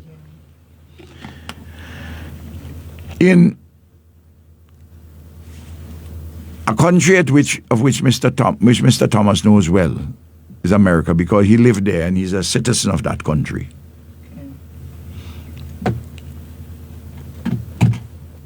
The state of New York gives lots of concessions to investors, different sorts of investors. The state of Texas, of California, all the 50 states in the United States give concessions. You hear me? Canada across the border gives concessions. So too countries in Europe and Britain and everywhere. In the case of St. Vincent and the Grenadines and the Caribbean, capital is relatively scarce. So capital investments, you have to give incentives to have them come. The reason why they will come is not just because of fiscal incentives, because of concessions. If you have a good security system, good administrative structure, good airports, a clean country, relatively speaking. There are other things which would attract people to come. A labor force which is trained and trainable. All of these things would help the investor. And of course, all of these factors will go, plus others, to show that you want the investment and you're welcome in. These concessions are in law, and those which are not in law, specifically, a legal framework is provided for them nevertheless to be granted by the cabinet.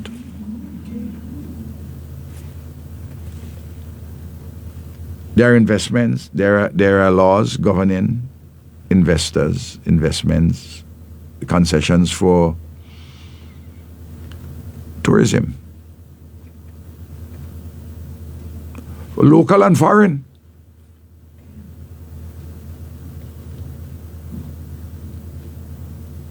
There are investments for manufacturers. The Eastern Caribbean group of companies, even after about 40 years in business, they still get concessions,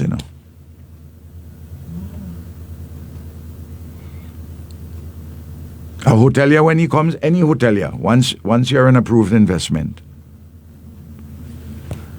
you get concession on the building materials which you bring in. Duty-free concessions. You get concessions on your equipment, your furniture and equipment. Customs goes and checks you. When you put them in, they go and check you, Okay. They check the materials which you bring in, so that you don't sell them. And the furniture you bring in so you don't sell them. They check,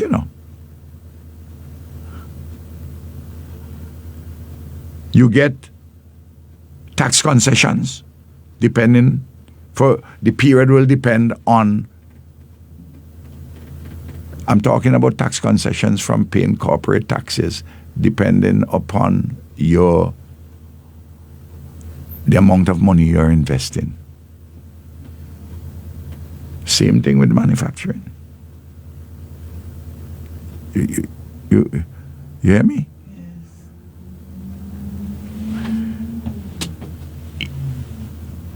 We introduced the policy, this government, that if you, and it's enshrined in the legal framework, if you build at one location 50 rooms, or if you have a high quality end product where you invest $10 million or more, as recommended by the Ministry of Tourism and the Ministry of Finance, you can get duty-free concession on the food and beverage that you bring in. That is not available only for foreign investors, for local investors too. If you reach the threshold of 50 rooms at one location, the reason why we put it at 50 is that if you put it, say 10 rooms,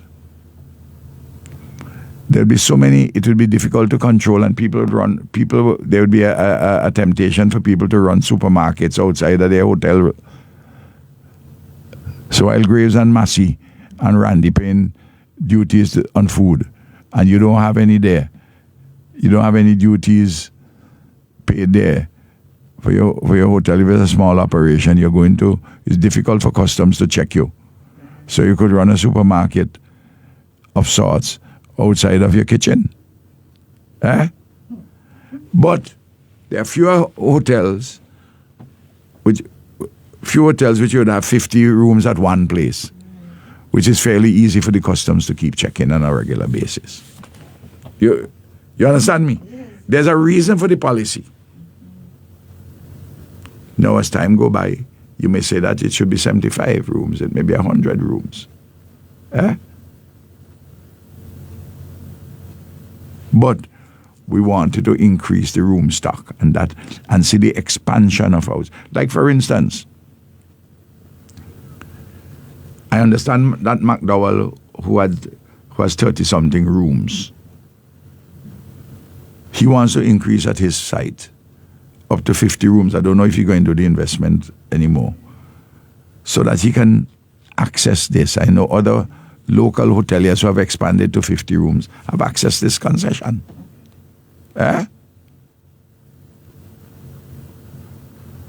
So Sandals is not getting anything different in that regard, save and except they will get it for a longer period because of the size of the investment. The same thing in relation to the tax concessions, in relation to company taxes. And then there are other smaller levels of investment, how many vehicles you can bring in duty free for very important persons, or very, very important persons who may want particular types of luxury vehicles, which may not be the normal vehicle, which the taximan, but not to affect the regular taxi operation, because you have to balance everything in practical ways. No. So, first of all, for every qualifying business investor, local or foreign, you have a concession on food and beverage, importation, 50 rooms at one place for food and drink,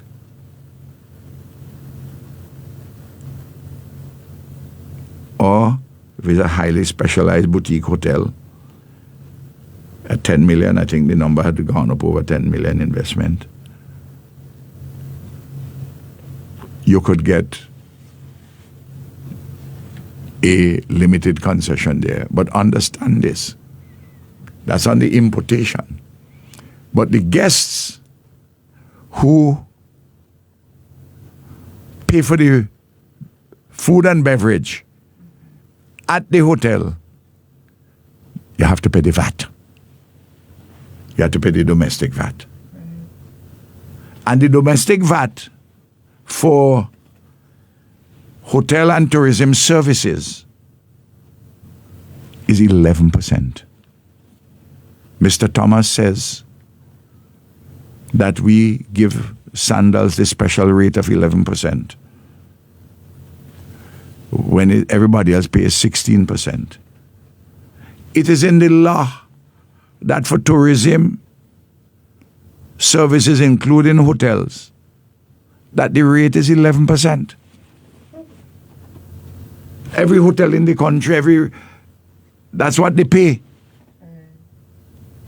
In fact, he would know, he must know that that is the case. Because recently, the IMF suggested to Friday, rather than reduce VAT, they're recommending that you increase the one in the hotels from 11 to 16. But the IMF could say that, but you have to look at competitiveness across the region, because across the region, there's a rate for hotels, a different rate for hotels than the general rate. Because of the knock-on benefits which you will have from the visitor spend. Yes. Eh? Yes. So you get that wrong again. But he went on to say that Sandals may well charge the 16% and pocket the 5 percentage points. Well, apart from that being a slur and defamation on Sandals, so that's their business to deal with that. If any hotel were to do that, the taxman will catch them very quickly. And they'll have to pay back that money to the guests whom they overcharge. Yes. So you're wrong on that too.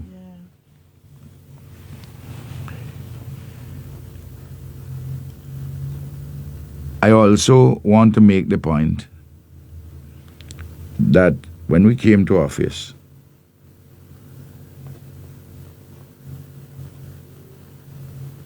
manufacturers got duty-free concession on the buildings, the building materials. They got concession on the equipment.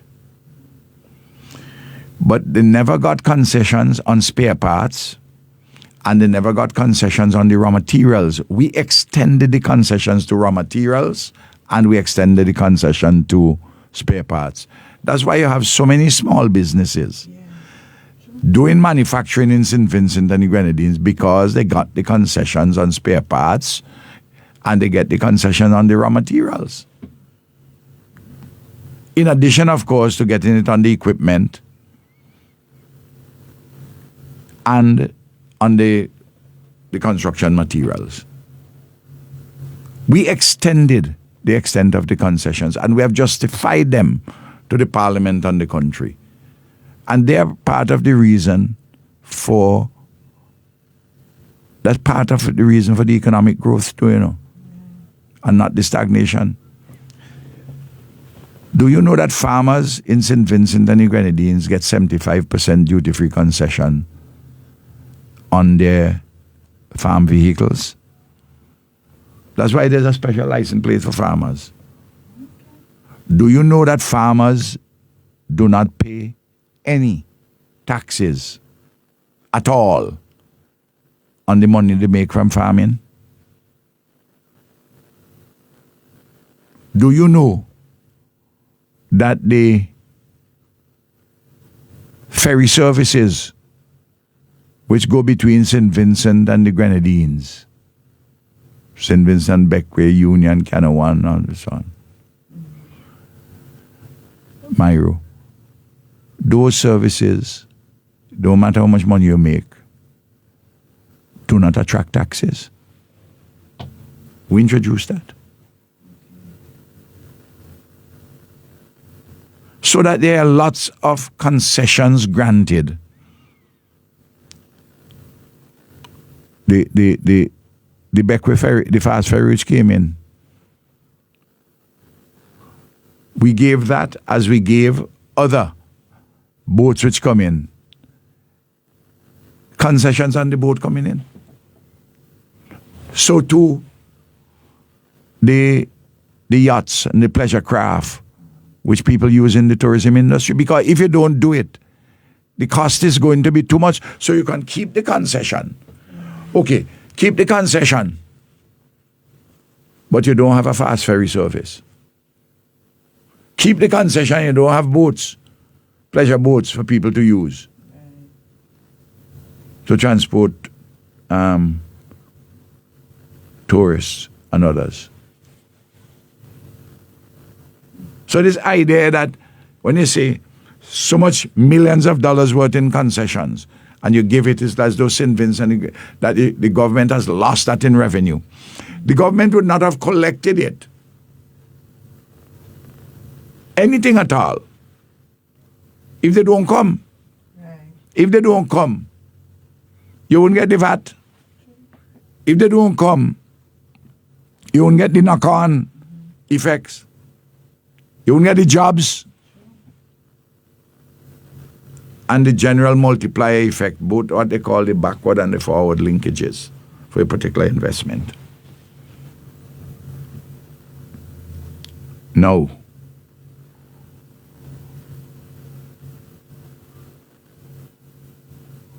Then, the same point I make for tax concessions for corporate taxes, depending, and for a particular period of time, depending on the size of your investment. And this exists also for manufacturers. No. Let me just say, for the farmers who do it, is to keep people in farming, and for social inclusion and for food security. There are policy objectives to these things, you know.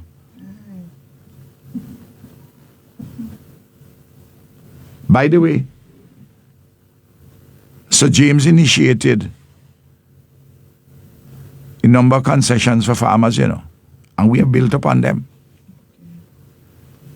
I don't know if this is the NDP administration in their anti-concession mode.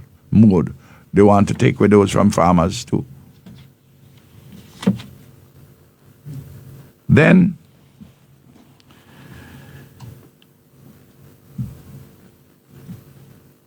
you will see in an agreement concessions on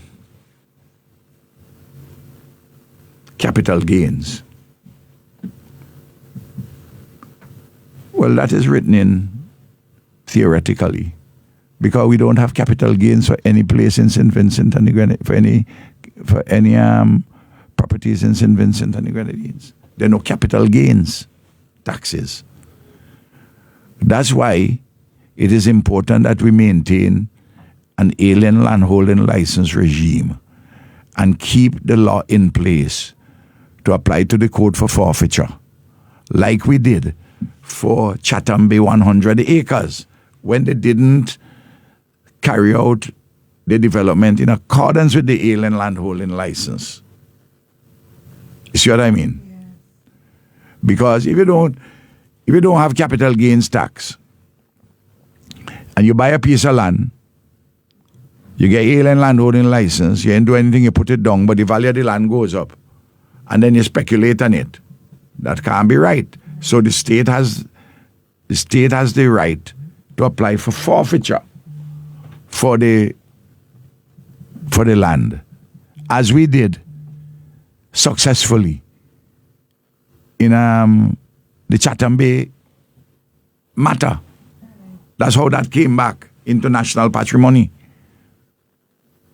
which I understand that the government, the current government is in the process of negotiating to sell it. Well, it depends on the price to sell it for, and what is the development which is going to go there, whether it is something going to advance the national interests. And we ain't getting any details on that. All this is part of the crisis of governance, you know. Our things were out in the open, you know. No. Similarly with dividends. You don't have the tax on the dividends, the distribution of dividends. But those are written in give certainty just in case if they arise in the future. The person who is investing wants to know that I wouldn't be subject to those. Of course, it's always a question of be an interesting point in law that if you were to introduce it and it never existed, whether they could get the exemption not automatically because it's in the agreement, or they'd have to renew the application for that particular concession under the law. But at the moment, there are no capital gains taxes or taxes on the dividends. And then Mr. Thomas made another error. Let me not use whopper because that's a word which is being used so much it was used originally and then since the election and then used in I expect you'll find it in Calypso and other things and it could be used and misused and abused. So let me not go there with it. But you made another error. He says that we waived the alien landholding license tax for sandals, which amounts to 16%. It is not true that it amounts to 16%. In fact, the alien landholding license fee is in the range between 6 and 7% on the property.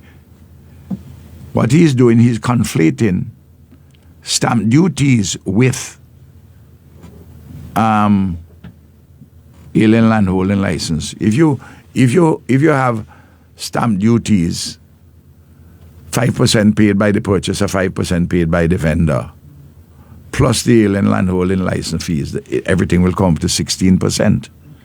So he's wrong on that. All this is the 6%. But you still have to get the alien landholding license if you are an alien. But under the law, we can waive that given the nature and size of investment, and we have done it for others. This is not just a sandal specific concession, but it's certainly not 16%. So let me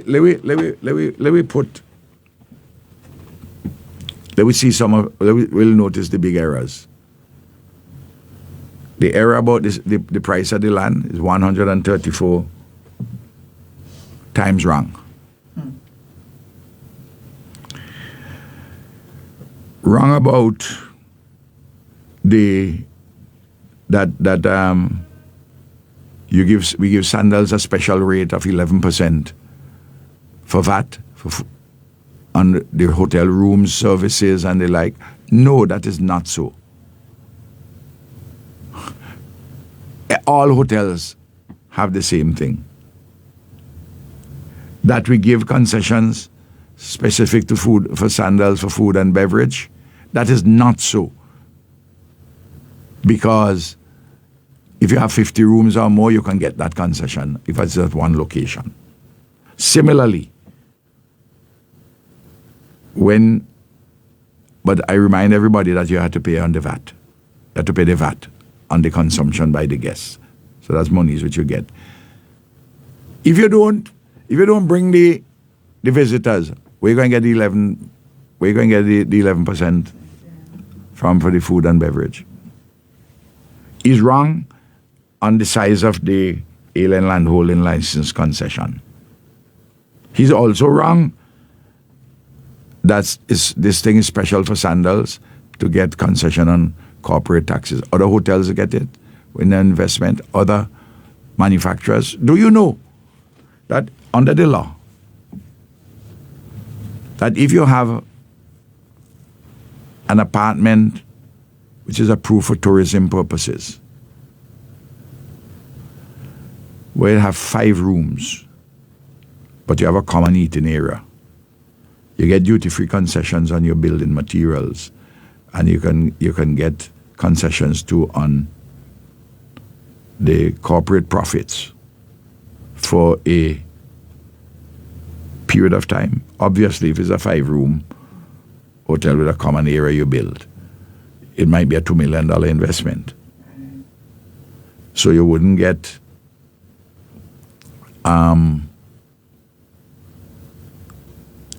you wouldn't get for any you wouldn't get the concession for corporate taxation for any prolonged period of time.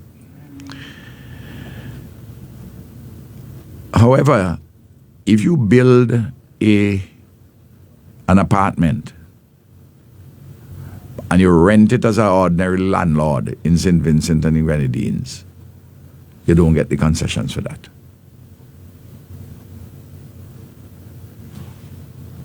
In other words, these are concessions to attract investments, local and foreign, for the purposes of the tourism development. You have to understand the regime of concessions. Now, some of the concessions which we grant, it is perfectly in order for persons to say, well, we think you're a little too generous here. And we can have a discussion on that. But we consider that these concessions are reasonable in the current competitive environment in the Caribbean and elsewhere, and the circumstances of St. Vincent and the Grenadines. And then it's a mistake to say that they get this concession for capital gains and on dividends. There's nothing special about that in relation to Sandals because it doesn't apply in the country. No.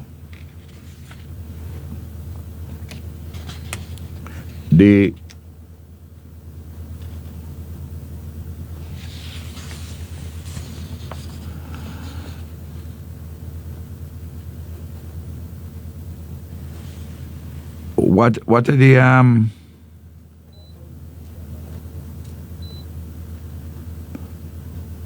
what is the difference between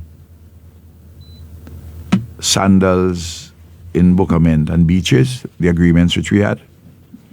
In the case of Sandals, it's couples, all inclusive for couples. For Beaches, it's a family. Sandals don't have children. The brand Sandals at Bucament, it would be Beaches, which we envisaged at Moncton. The land at Bucament is 49 acres, that at Moncton is 51 acres. The resort size at Sandals is 302 rooms, while we noticed that that is increasing to 250. At Beaches, it was 500 rooms, phase 1, 350, phase 2, 150, as I mentioned before. The minimum investment, which we said that we are going to have at Sandals, was 100 million. They've gone up there to 350 million US. We said the minimum you have to do at Beaches is 300, but they have said they're doing 350 in the first and 500 all told, because 150 in the second phase. And at Beaches, the place is completely undeveloped, so that they have to put in all the infrastructure and everything. The staff at Beaches is going to be a number approaching 2,000. At Sandals, it's 900. And minimum was put there for 700 for Sandals and 1,700 for Beaches. And they're different, the dispute resolutions, similar processes, but with additional ones for Beaches.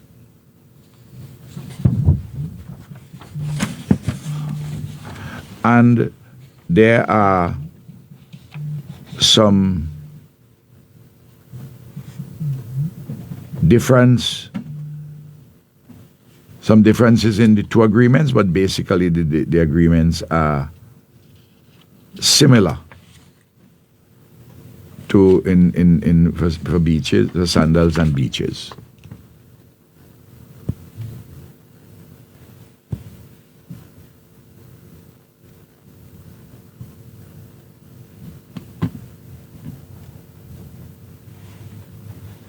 In relation to beach access, there's beach access in both places. So I just want to make all of those points in relation to them. There are other details which I'm sure we can, as time goes by, we can even subject them to further analysis. But we in the government, the ULP government, we are satisfied that what we did was in the interest of St. Vincent and the Grenadines, and I've certainly brought to light the numerous errors by Mr. Thomas. And normally I wouldn't get involved in answering Mr. Thomas. But to the extent that this is a matter which touches and concerns investments, that I didn't want to remain silent, and for the thing to go abroad, that you have the government of St. Vincent and the NDP government reflecting an anti-sandals spirit.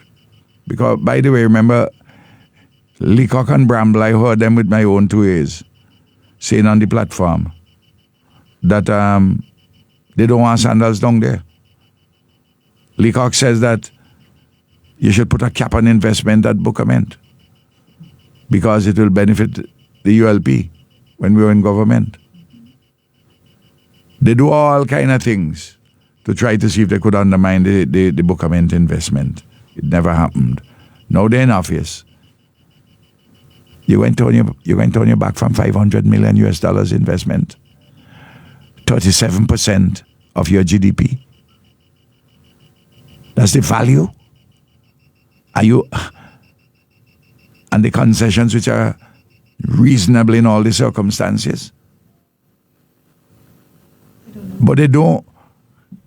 You can keep your concessions. And you don't get sandals. You'll pay money, for instance, for, I don't know how much money they pay for high speed for him to come here. And though he has a large following, and especially between 16 to 19, the advertisement that Sandals does on an ongoing basis runs into billions of hits. Billions for St. Vincent alone annually. And this is from people who have a lot of money to spend and who spend money. So you're turning away from this. What investors you going to?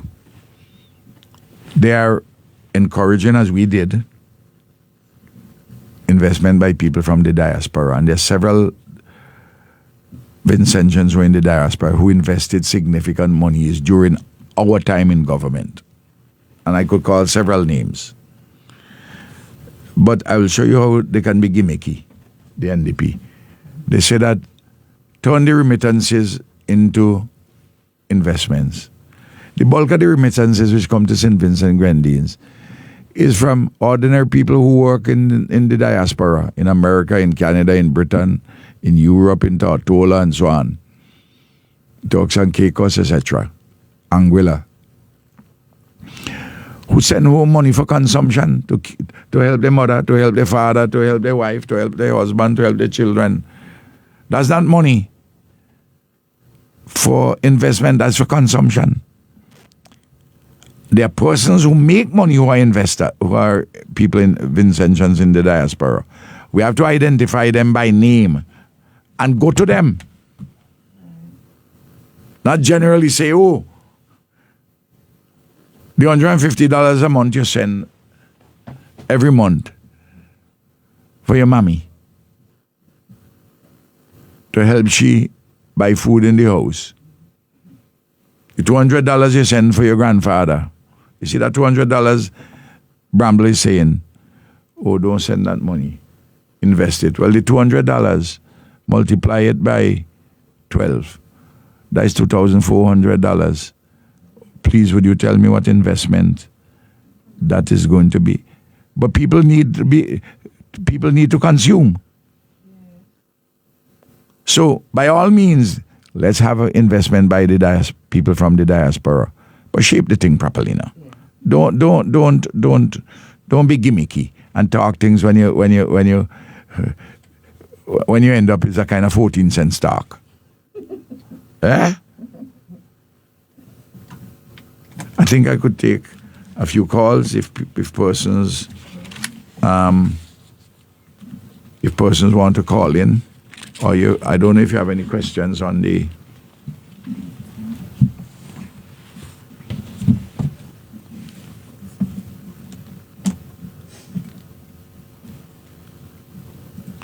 There's one matter which I decided to talk about before I went before today, and I omitted when I got involved in all the national stuff. I noticed the Americans have announced an indictment of former President Raul Castro, former president of Cuba. I just want to say that this is an absurd move. It's hypocritical. And surely it can only be nothing more than symbolic. And it's attuned really to presidential politics of South Florida, where they're trying to see if they can keep the Latin vote for the next presidential election. This is what this is about. You go about, you kill nearly 200 people in the Caribbean without any evidence, without them being come into court. You just kill them so. On the specific issue on which they indicted Raul Castro, the Cubans have a complete defense, and they've spoken about that all the time. So this thing is just another absurd overreach. You know, what about killing 170 children in who were at a school in the Americans bombed them in Tehran? I mean, there has to be limits to this. I mean, we have to talk to our American friends and tell them, listen, we're with you, we are building good relations with you, but and we will always have good relations. But we can't be agreeing with things like these when you do them for your own set of domestic purposes. We can't determine our foreign policy on the basis of presidential politics of South Florida. There's more in which I could say, but that would be my summary position on that one. Okay, there's a question. What about the alternative mechanism in the air bridges at AIA? Are they practical in terms of the space they occupy? Yes, we need the air bridges. What we have to make sure is that the air bridges are in proper order, that they're kept, they're well maintained and the like. Look, St. Vincent and the Grenadines has an average annual rainfall about 80-something inches of rain per year. And you're going to have, as you have in Barbados, it's a bad experience when people come off the plane and it's rain. Sometimes you have to stay on top of the plane for 20 minutes before you can get off. The we have led the way in the OECS countries with air bridges. I see Antigua has followed.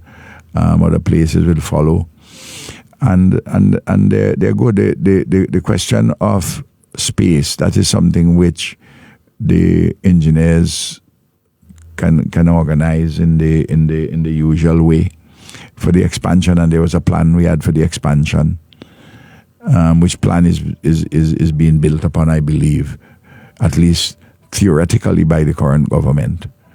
And I'm looking forward to see what those plans are for further expansion physically of the airport facilities as the demand grows. Airports always have to be expanding as the demand grows. Okay, I think we have a call. Yes. Caller, good morning. Good morning. Hello.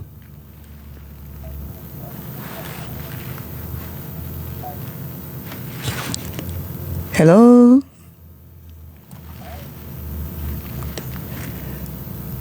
I'm hearing, but it is very low. I'm not hearing. If you can speak up for us, please. Okay, this person gone. Okay, just in inviting the callers, the persons to make their contribution to the program for 517-827, 534-7827. Numbers to call to get you on. I see my brother Bling is back. Right. You took your medication? Yes, I did. Bling, just to tell everybody, Bling got a flu. I don't know who he got it from. But it's going around, eh? It's going around. I got a little touch of it. My granddaughter got it. I got a little touch of it too. I'm fighting it. We gotta fight it. So here we go. Let's see. Hello?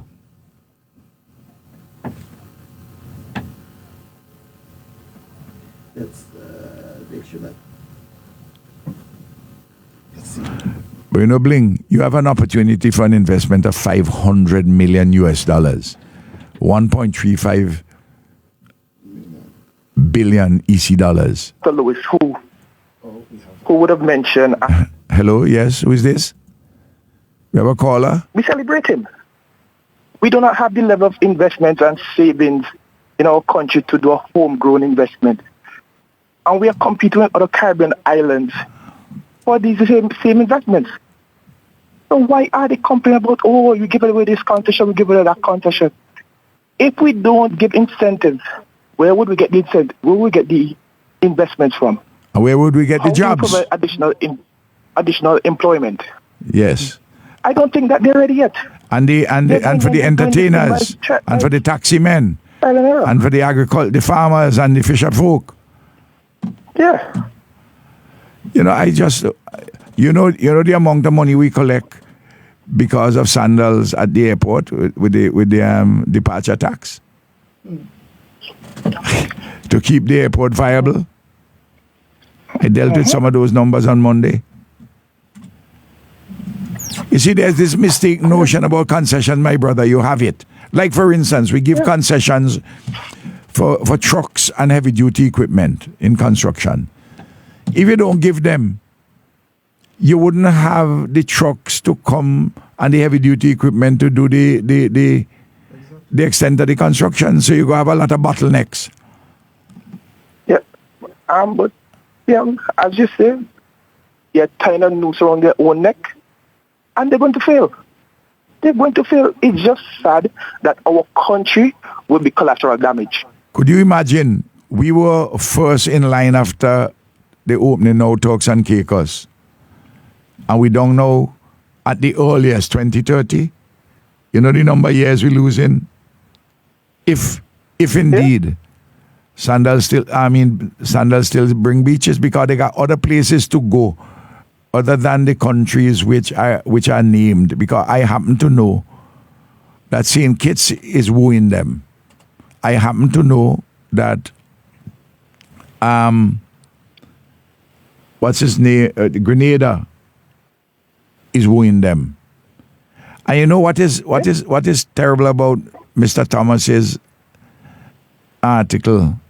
comments, is his insinuation against sandals that that they will pocket the difference between the 11% which they have to pay. Their guests pay. They will charge the guests 16 and pocket the other 5 percentage points. I mean, it's just it's an absurdity. And these things are checked by the authorities. The other thing he said that to cover the mistake which he made, this grave error, this irresponsible statement that is 14 cents we sell the land for a square foot, when in fact it's $18.73, but you don't sell land by the square foot if you sell 50 acres. But here, as I say, he got it wrong 134 times. He then says, oh, well, even if you get a good price for it, we know that sandals, I don't know about this, about sandals with something with Misic in Turks and Caicos, and that who knows if there is kickback. He ain't saying that anything happened like that in St. Vincent. So he's saying, but he's not saying. You know, make a charge of corruption if you want now. Make it. And pay for your mouth. But so he's saying it and then he ain't saying it. I mean, that's not the way we have to have discourse, man. We should have the discourse in sensible, intelligent ways. Correct. Without this kind of malignancy, unwarranted, unfounded, with no matrix of facts to support those kinds of insinuations. We have a call. Hello? Right ahead. Hello, good morning. Hello, good morning. Hello. Yes, good morning. Hey, good morning, Prime Minister. How are you doing? Hey, Professor. How are you doing? I'm You look fine. good, and the ladies are not brambling you when they say you look good enough. They're not brambling you at all. You look real good, eh? Well, I am happy when the ladies. They're brambling you. It's real. I'm happy when the They're ladies brambling tell you. me that. They ain't brambling you. They ain't brambling you. All Now right. bramble talk. You know what I mean? Now bramble talk. It's real. I get in How you there. doing? How I you get doing? in there. I get in there. I'm all right, man. All right. And the roots I of don't know the how much Labour time you have, family but are I solid. all right. I know the young lady is doing well because I see you and her all the time. So I know Yeah, she's man. doing well. Yeah, And I went. today the people. No, I was going to say I went. Yes, yes. I went visiting in the constituency with her yesterday. I had to take her to see a number of the older folks now who wanted me to bring her because they wanted to see her now Yes. and touch her and Yes. in my constituency, though I'm a politician, I'm Stylism. I'm a family friend. I'm everything. Stylism. Mm-hmm. So that's do you know, Right. Richard? And you'll come on and you'll say what you say, but I just want to say this: the place I talk the least politics is North Central Windward, Oh. because of the relationship which I have with the people. I do talk politics, but I talk less politics there than anywhere else. We talk about all kind of things: personal, family, Yeah. community. That sort of way now. But tell me, my brethren. Yes. All right. Well, firstly, I like you, and sorry for these words I'm going to use, but I think they are appropriate at this particular junction, in particular as regards this discussion. I like you, Silas, Sciolist. Silas, hypocrites, dishonest, bigots, pretend polymaths, and deceitful people. I just simply ignore them. But I think in an issue of national importance, one need to address those things sometimes. So I agree with you. But it's sad that we have to take time to address these I don't think they're mistakes. I think they're deliberate lies and falsehood. Known conscious lies and falsehood. And you might not agree with me on that. That is your right. But that is what I believe. Well, that is what I think. That is what I have concluded. You understand? And this is done, this is driven first and foremost by hate, you know, by pure hate, you know, and a dislike for truth and honesty. I know those are strong words, you know, Prime Minister. But I say them in all honesty because I have determined I don't afraid anybody. I'm too grown a man, you understand, to have to lie. I'm not prepared to do this. You understand? And so I don't think that it is any mistake or miscalculation. But then these people pretend to be polymaths. They know everything. You understand? So if you are a polymath, tell me how you get it so wrong, Prime Minister. Please explain that to me. Because I don't understand that. So I put it to you. I put in this to you this morning, that those things are done for several reasons. I will need the most fundamental of them, to distract from the faith.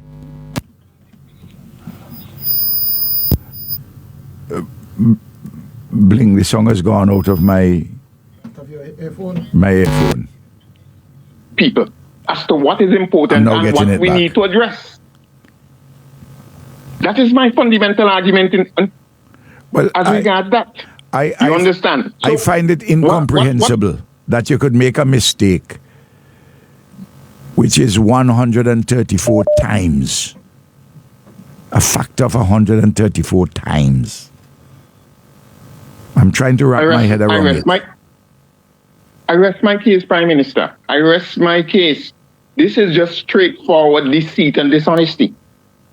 You understand? These are people who are alien to the truth simply because they're driven by hate. You understand? Driven by hate. I mean, if people reject you, they reject you. My comments have been far more generous then. Well, you have always been generous, you know. That is what you're generous to a fault. You know that, right? You're generous to a fault. I use the word irresponsible. This is the height of hypocrisy and deceitfulness and dishonesty. That is what it is, and I will call it as I see it. Now, I want us to put in perspective what you said about Sandals wanting to do St. Vincent first, and is in terms of beaches, and is now doing St. Vincent for 6. Let's put that in perspective. As you and I know, St. Vincent was declared the hottest piece of tourism, you know, whatever you want, whatever term you want to use. In fact, it was said that Sandals St. Vincent. The Minister of Tourism. You and I know, even from the reggae song, they say, Mali say, strike the iron, strike the hammer while the iron is hot. Can you imagine that we are the hottest piece in terms of the whole Caribbean tourism, and Sandals don't now decide, you know what? Oh, they're going to be last. What does that tell you? What does that tell you?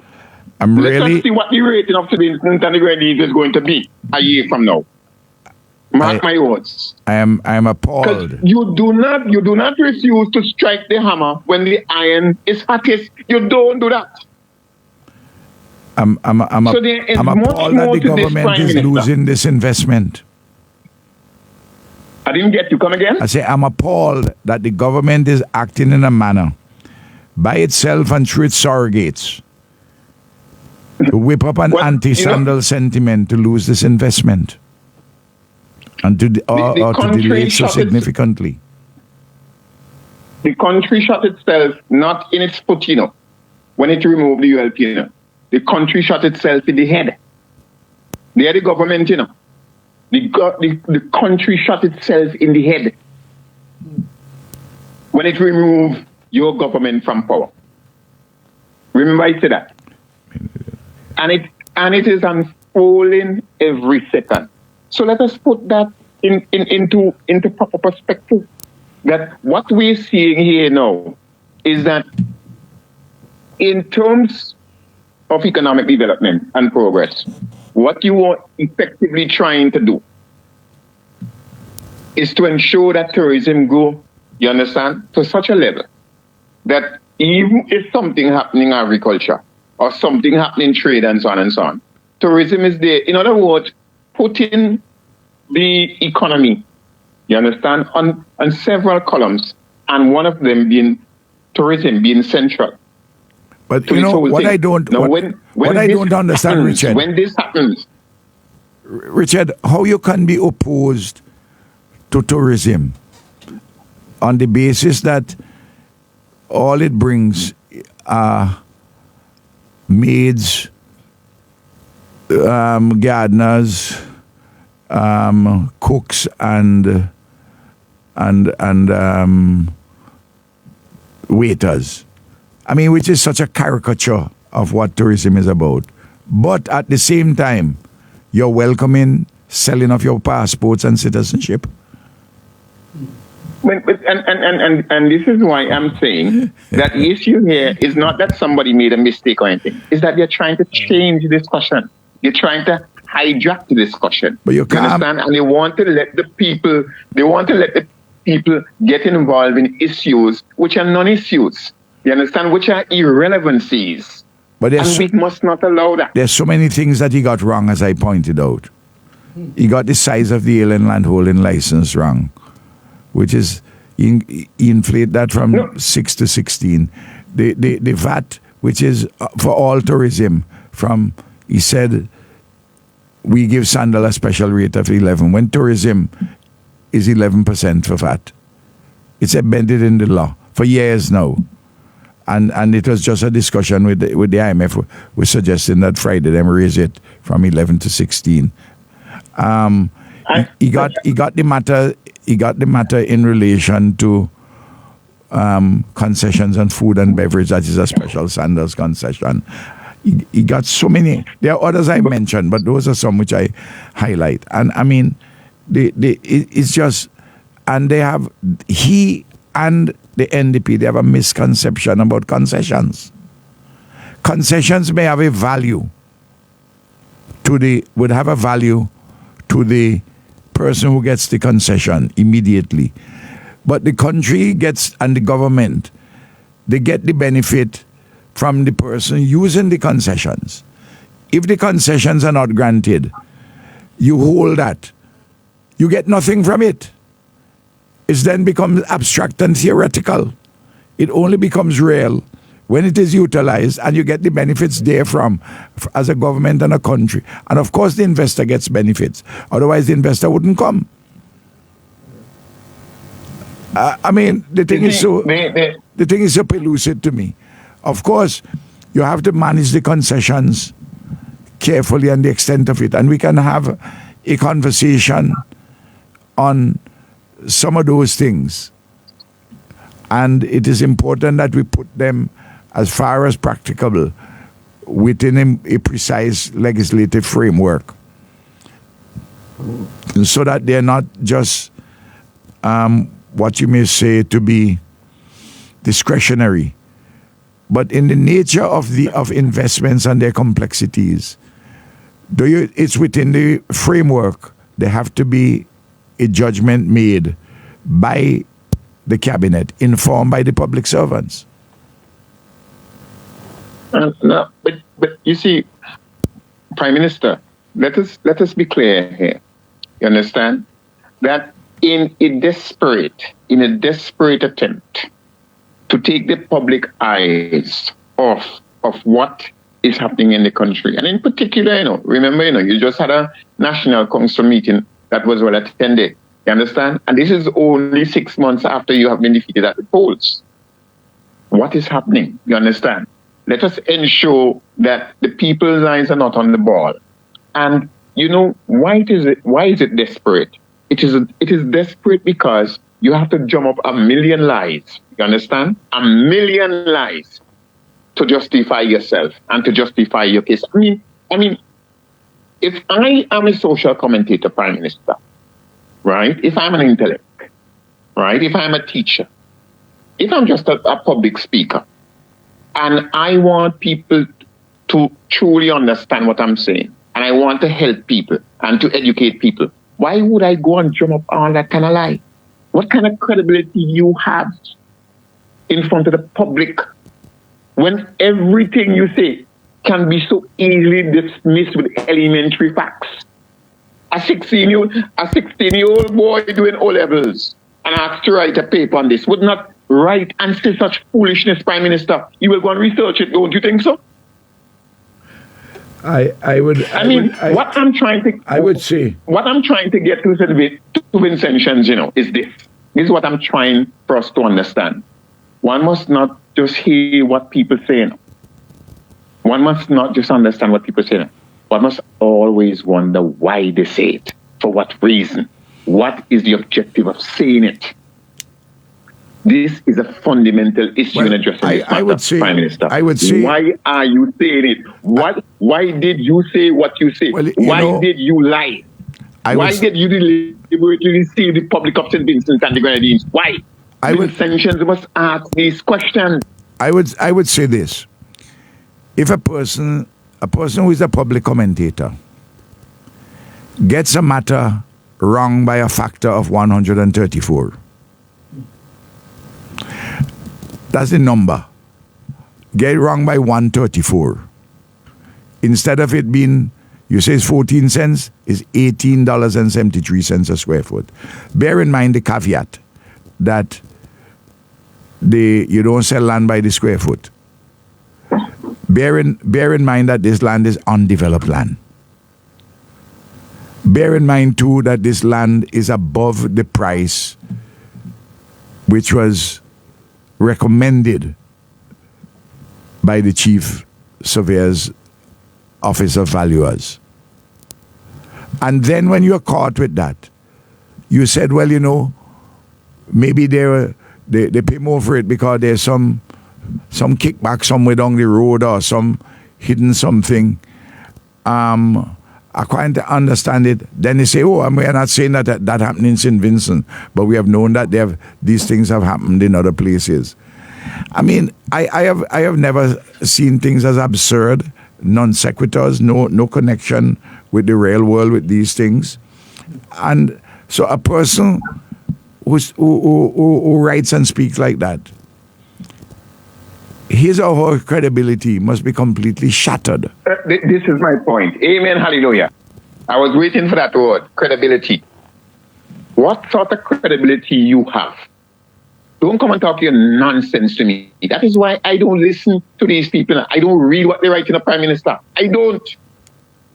Because it is riddled with lies. Not even half truth, just downright lies. You understand? Because you have to be a propagandist. You understand? For those who you support. Yes. And I said the country shot itself in its head. Because we have to understand the NDP is the government of St. Vincent and the Grenadines today. We have shut. Now, before I go, let me say this. But let me say substantively. By the way, let me just say this. Just hold for me the one, Richard. The Minister of Tourism and the Prime Minister must tell the country what are the reasons why Sandals postponed, from their own standpoint, the Beaches Hotel, put us at the back of the queue when we were up front. I think that is important for them to state, not to have surrogates come to distract with falsehoods. You notice I use neutral language with falsehoods. I hear what you say. And on the facts, you using your own analysis, you can come to your own judgment. And you have placed your judgment in unequivocal terms. But the government has a responsibility not necessarily to get involved in what we are talking about here, but they have one as to why is it that we were at the head of the queue and now we are at the back of the queue. And is there a danger that we'll go further? Because St. Kitts and Grenada may well come ahead of us. Amen. And bear in mind, as I said, the iron is the iron is hot at present for St. Vincent and the Grenadines. Yes. The iron is hottest for St. Vincent and the Grenadines right now as regards tourism. Well, Sandals Bucament, Sandals St. Vincent has been recognized as the jewel in the Sandals crown across the region. Amen. Amen, Prime Minister. Amen. That is what I'm saying. So we must put this in its proper context. And here now. And it's all of those things, that Vincentian need to understand. By the way, part of that has to do with the maids, the gardeners, the cooks, the bartenders, the waiters, but also the chefs, also the butlers who make a lot of money, also those who are supervisors, those in administration, those who are accountants, those who are managers, were Vincentians. Had to do with the taxi men and women, had to do with the entertainers, had to do with the friendliness of our people. All these things add to why, in addition, of course, to the spectacular view of Buckaman to the sea and also in the Vermont Valley behind us. I mean, the thing is, and Moncton is also very spectacular. And Adam Stewart and his team, they have fantastic eyes. That's why they also went for it. and now, because clearly, from what had been said before, and what we are not yet hearing, and this is why the government has to speak, what have you done or not done to make Sandals have us at the back of the queue, the back of the class? They must answer that question. All right. Yes, I totally agree. One last little point I just want to make. I like how you use not even mathematics, but arithmetic. Because, as you know, arithmetic is a small branch of what we call mathematics. It's important, but it's still only a branch of mathematics. To show that Bramble is no economist at all. You know, every time this man opens his mouth or anything economic, he sounds like more and more like a donkey. Well, you showed, you understand, which kind of investment you're going to do with a yearly $2,000 US. Which kind of investment? Open a trade on Back Street?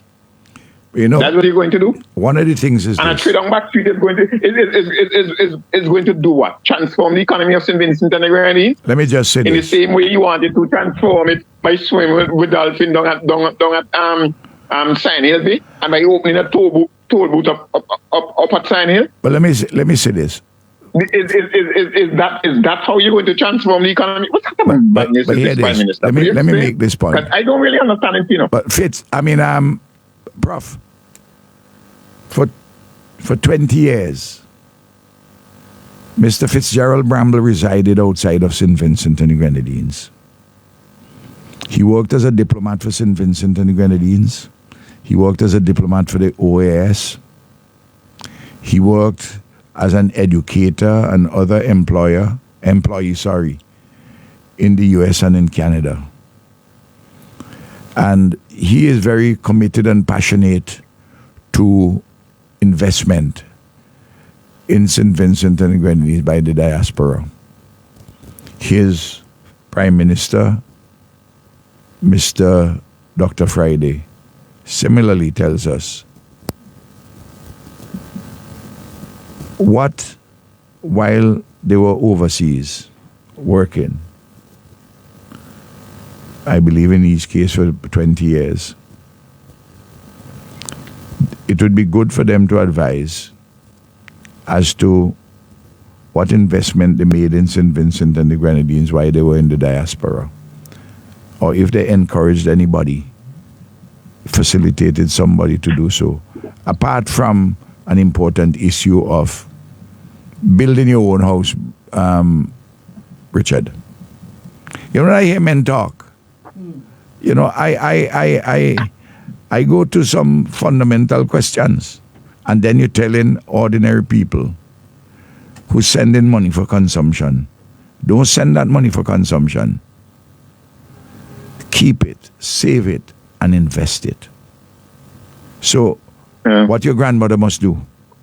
Starve in the meanwhile. Starve your grandmother to death. Exactly, starve your grandmother to death. I mean, that's living by your grandparents. These are not. And who you have to send to school, don't send the child to school. Look, I mean, what sort of foolishness is this? Richard, these are not sensible. Huh? These are not serious people. They're not ready. That's precisely the point. What kind of foolishness is that? They're not ready for big time. And by the way, Prime Minister. By the way, let me add quickly.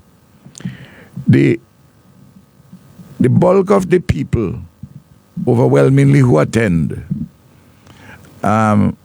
these sessions overseas, these general town hall meetings, you don't have a lot of very serious investors who go there. The serious investors inquire otherwise through official channels. They inquire after you also try to tap them. I mean, I could talk about several individuals in St. Vincent and the Grenadines now who are overseas and who have investment here, whom we tapped. I mean, very early, for instance, I said to Alan, at Alan Bakery, who had a fantastic bakery in Brooklyn, I said, but you need to do something of that type in St. Vincent. And I encouraged him. There are others too, but I begin with that because Alan, who had been in this thing over there for many, many years and didn't want to do anything elsewhere than that one particular Alan's Bakery. He bought his brand to St. Vincent. Right. You know, there are others too. I mean, I talked recently about a gentleman from St. Vincent, from my home village. Well, more than one from my home village who've been investing, who went overseas and who, I mean, anyway, I am at a loss as to these fellas thinking that gimmicks, just talking hot air, when you're subjected to analysis, there's nothing in it. And that is why ordinary people are seeing, look, across the country, people are bawling, and NDP people are saying, we made a mistake in voting for Friday and his team. On the block, the young men are saying, when the Comrade was in office, we had money in our pocket. On the block. Even though they had complaints. They wanted this more, they wanted that more. They're saying, I tell you, we went for the major. We went for Fitz, Bramble, and we come up with the wrong end of the stick. What the Comrade was telling us was true. And they say that the money which they had in the pocket was more than when the Comrade was in office, than what they have now. That thing's tight. All over the country, people are saying that. Every single sector. I was from when I saw it for myself. That has come to the political directorate. That's why they sat down and decided to have a flurry of announcements about fraud. FROTH. I have to be careful. I have to be careful that people don't think I'm mispronouncing a four-letter word which begin with F and end with T. Yes, I understand. You know. Don't worry. No, I had. Man, I'm grateful, man. Thanks. I have held up. No, just before I go, I've held up the line long enough. But just before I go, let me say this, and I hang up. Fitz is a great economist, and as far as I know, his plans include swimming down with dolphins down at Sign Hill, opening a toll booth up at Sign Hill, and now probably opening trays on Back Street to sell popcorn and so on, and that will transform the economy of St. Vincent and the Grenadines. Now, there's a man named Gonsalves, and I know that he built an international airport. That transformed the economy. I know that he invested in an education revolution. That transformed the economy. I know that we had a housing revolution. That transformed the economy. And I know that he built a port, a new port. All of that, you understand, significantly influenced the transformation that was taking place in St. Vincent and the Grenadines. I go on. I rest my case. Thank you very much. Good day. Let's take another call. Oh, okay. Hello. We missed that one. Hope the person called back. Yes. Now, I have a few appointments which I want to go and address by the party office. And I don't know if anybody else, I see somebody look as though they're trying to get you. Yes. I saw the lights come up. Hello, yes. Morning, comrade. Morning. How are you all doing? We're doing all right. Comrade, this is Nurin Borchwood calling from Barbados. Always calling you. Well, I'm glad to hear you, my love. Please. Yeah, thanks to you and the comrades for putting St. Vincent on the map. Because if it wasn't you, we'd have no one named Sanders. Thank you. To bring money in our country. Thank you. Right? So don't give them no advice. Just let it go. Thank you very much. Right? Thank you, my dear sister. Right. Thank you. Yes, let it go. Don't talk about Bramble. To bring money in our country. God bless. Bramble sound like when they were on Victoria Park playing football. You have to forgive them. Let it go. And they don't know what they're doing, but you'll soon get back there. Thank you. Then he told them if they put NDP in power, they will suck salt. Miss Murphy, speak to them. I prayed. But they will feel it. They are now feeling it. But we'll soon get there. God bless you all. Thank you very much. Thank you. Yes, and I want to follow Ferdinand's instruction where he says that around the midday time, people want to go. I see the light again.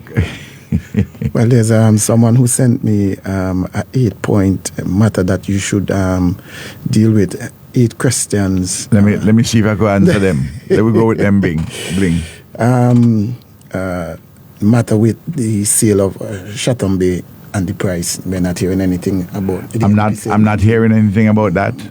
And as far as I know, no deed has been registered as yet. Okay, the investors in Kenawan is alleged to have offered this government $200 million to buy out the rest of their lease. Yes, for 650 acres or thereabouts, which would amount to about $18 a square foot. This is why I said, though you don't sell land at a square foot, I said, here you have, I said that land would be kind of undeveloped land at Mount Win, not knowing that the 14 cent stock going to come. Last Monday, remember I said that? I see you talking about on where they land up there is in Kenawan. It's basically developed land. And in Kenawan where the land is far more expensive. But the people, the government will be foolish if they go and listen to Pinataro with any of those things. They got to get rid of Pinataro out of Kenawan for the place to progress, the north to progress. That's clear to everybody who is involved. The third question, they will go then. Any money to the Vincimas components? I don't know. I hear the Vincimas components are complaining that they don't get money yet. By the way, I had it confirmed by someone who said that a Miss Vera told the contestants that for next week Saturday, in preparing their speeches, they mustn't say welcome Victoria, welcome Independence Park. Say welcome Victoria Park, because they're changing the name from Independence Park back to Victoria Park. I mean, these things, when you hear them, some of them so ridiculous, you don't even want to believe them. But I had that confirmed. Remember, I had raised it and said I had heard so. Yep. So they need to make a statement of that, like that, whether they're going back to the colonial names. Rather than advancing what the process we start with things like Murray Road, which is, Murray is the man, the governor, who initiated the law in 1912, the administrator, to ban the practice of spiritual baptism and to criminalize it, make it a criminal offense. Instead of changing those things, they want to go back to embrace colonial names. I mean, this thing is just incredible. But on the substantive question, the staffing understand CDC for money, and if CDC doesn't get the money, the components can't get the money.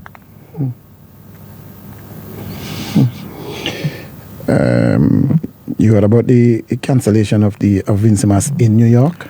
I heard about the event. I don't know the reason why they canceled the one in New York. I don't know what are the reasons involved. But that is not a good sign. It's definitely not. There's a talk going about to offer to build a conference room at the bottom of the tarmac in exchange for the land. Listen, I have said repeatedly, and my government, ULP government, had said repeatedly, that we cannot develop the land at Arnesville, the 170 acres, which would include the land at Poliard, in this piecemeal fashion. You have to have an overall development plan. And we said that the concept would be a health and wellness city. We have sporting facilities there already. We develop those further. We put in the hospital there, and that we have a plan. That everything you do it in accordance with a plan, because it's only one time you have to get that done properly. You put in the infrastructure, the roads, the sewerage, the drains, the telecommunications, everything. And then you could sell or lease lands to particular operators. You're going to do this entertainment place, you're going to do this food place, you're going to do this boutique hotel and so on. You're going to put a conference center without having an overall plan at a particular place. Is that the best place to put a center, a conference center? Or should it be certain kinds of entertainment facilities be there as part of a whole city? We had a plan. We had designs, conceptual designs. We married design number 1 and 2, and have that to work on in this term. You're going to just take out a piece of land to sell it for a conference center. I mean, these fellas. But what happens is this: they're under desperation, pressure. They want to show that they're going to get something. But what are they going to do? Give the land to build the conference center? Bling, if you don't have a vision, you're going to perish. The people are going to perish. God forbid, Lord. Yeah, go ahead. What do you think are the plans of the NDP for the Arnesville land? I don't know the plans. They haven't announced it. I hear the man, the housing minister, says that they're changing the idea which we had of putting Poliard Yeah. at one location. We never had the idea of putting poleyard at one location. We said that we cannot find land to put poleyard at one location, and we're looking at 3 or 4 different locations. But they don't even have halfpenny in the budget about poleyard, and he talking about his plan for poleyard. That's just they tell them, listen, Bling. They had a discussion of the leadership of the NDP in caucus. They said, listen, we're under pressure. We ain't doing things, nothing happening. So let me just talk some things now. So that's what they're doing, talking things, throwing things out there. They're all desperate. They're paranoid. They don't, when they go to office on mornings, they don't know what to do. There's no direction. The place is ungoverned. I mean, this is why you get all this kind of foolishness about convention center down at the bottom. How, I mean,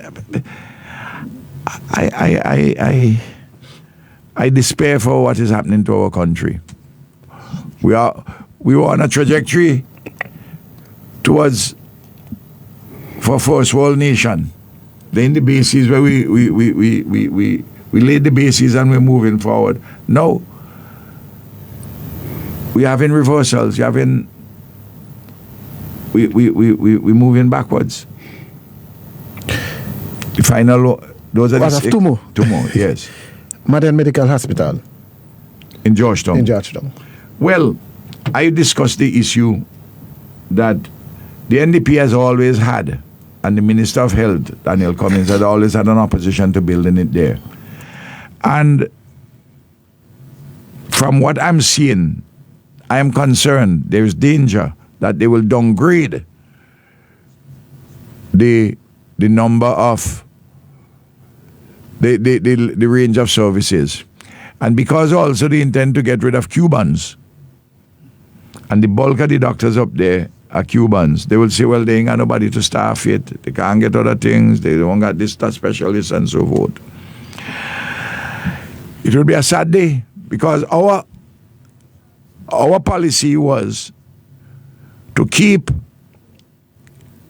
fix up Milton Keto in respect of pediatrics and maternity, and keep also certain of the 4 or 5 operating theaters going.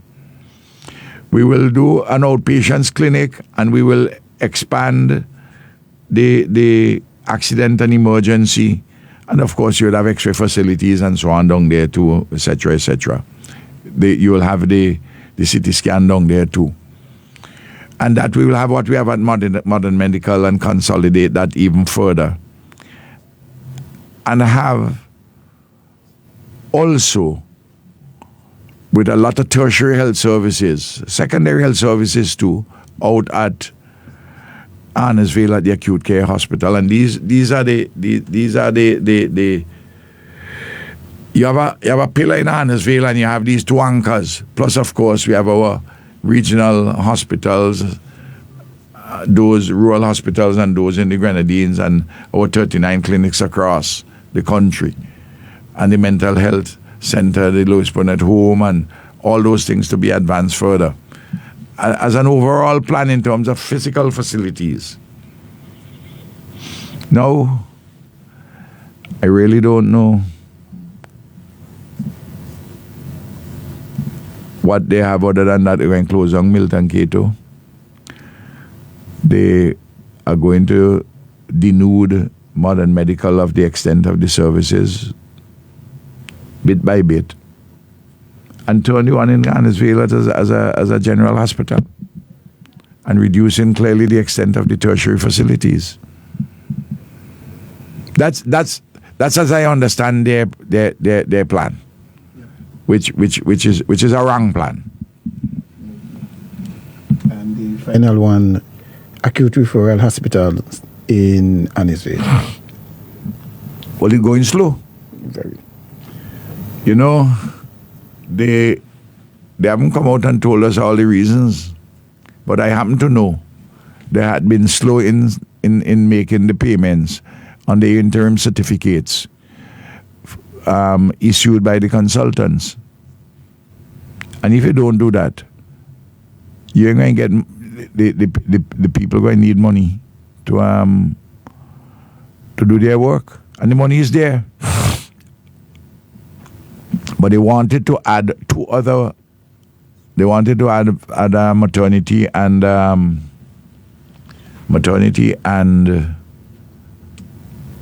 pediatrics, children and pregnant mothers and so on, women out at Arnesville, close down Milton K2.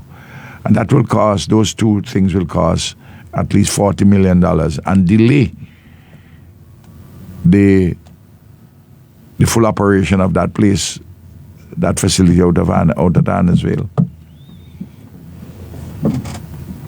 And basically, they're planning. The Americans are satisfied that this is so. From what I understand, none has told me in this, as we say, punctual way I'm saying, that they still have it in their head,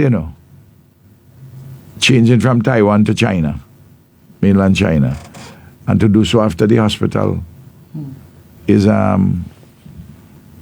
completed. But at this rate, a hospital ain't going complete soon. At this rate. One more call before we. Yes. One more. Here we go. Correct. Hello? Hello, yes. Good morning. Yes. Good morning. Good morning. I just want to say yesterday you have me, when I was looking at that spiritual Baptist celebration yesterday, you had me dancing, Prime Minister. God give me a plan. I'm building a bridge. Prime Minister at one time, Prime Minister, I say, yes, man. You were dancing in St. Vincent or in Canada? I'm in Canada, but I'm telling you, wake up. I like you wake up in ask dead. you whether you're dancing in St. Vincent or in Canada. I in Canada, me there, but I'm telling you, when you come on the boy, it's like me don't know what to say. People are like, this is some kind of bright light. It's like you had the Baptist people, them dancing. They never want you to talk. It's like they still singing the song. God give me a plan. I'm building a bridge. Prime Minister, I think Baptist are part of your calling, I don't know if you pay attention. But I'm telling you, boy, it's like, you know what? You could open a church. If you open a church, I'm telling you, a whole heap of church close then do. No, I will. You're such a blessed man. I will attend and I'll attend the other churches. You are such a blessed man. You're such a blessed man, and it's like you were well received yesterday. Thank you very much. And you are blessed, And let me tell you something. Me that look on Friday face when you talk, and it's like he must did he had a hot up, but you just can't. And then he come on and he sung good too. He said something good too. But you was on Friday yesterday. You shake the place down. No one doesn't want to change back the place to Victoria Park, because I'm telling you, that will look like a soca monarch yesterday when you started Prime Minister. Thank you very much, sister. I love you. Well, I don't believe in celebrations like these that you must go there with prepared speeches and talk. I believe in going there. You have ideas in your head, and you link them with your heart, and you speak to people. Yes. Well, you know what, you're too blessed to be cursed. You go to the United Nations, you have a prepared text at the General Assembly. But you go to Independence Park to talk at a spiritual Baptist National Day rally, why are you going with a written text for? Eh? I know. He not ready yet, man. He been a try. At one time. Okay. At one time, I say, why you have a suit in a hot sun? But I guess that way he preferred to wear. Well, okay. I didn't hear him talk because I had to leave to get home in time to do a program with a Grenadian YouTuber. So I'm listening. Thank you. Good Thank day. you very much. Bye. Thanks. I had to go and see my I had to keep my appointments. And I'm going away tomorrow. I had to get back out in Goss and because I'm leaving early to pack. No, tomorrow.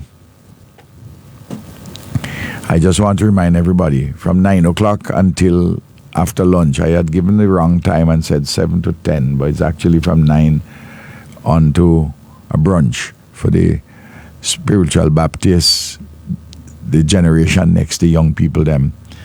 I very much wanted to be there, but the flight I have is leaving too early to be there. And I bought a lot of tickets. I've given out some already, and I'll give out some more. I think I have about 10 more tickets. The staff here want to go? You think so, Bling? Yeah. I paid for them already. Sure, you can leave. They share them with you. Okay, fine. I'll give when I go over to the party office, I'll give other comrades. Thanks. It's $40 for a ticket. Well, Camilo will be here on Monday. I have no doubt that Camilo will deal further with Sandals issues, beaches, because he was very much involved in the discussion and the final agreement. And I'm sure Edmund Jackson, who was also very much involved, Director General of Finance and Planning, will give that. So too the Chief Surveyor with evaluation, so too the professionals in the Ministry of Tourism. This is they're there and they could learn from them, but apparently they come with some half-baked ideas, the topsy-turvy notions that lead in the country down a drain. Imagine by the end, all know so, Bling, you'd have had hundreds of workers recruited or actually working down at Mount Twin. And that by the end of 2027, beginning of 2028, you'd have nearly 2,000 workers down there employed. 2,000, And we getting the 11% VAT on the food and beverage from guests. Ebling, and the taxi men, and the boatmen, and the fishermen, and the farmers, and the entertainers, and the tour guides. No, Bling. All these people, the fellas with the ATVs, Bling, the people who doing other tours of one kind or another, the money which you collect at the airport for the departure tax to help to finance the further expansion of Argyle International, all of these things. These fellas are completely mad in government, completely mad. But at the end of this NDP storm, Bling, there's a golden sky. And remember, Monday's a holiday as well. Monday this week is a... Yeah, with Monday.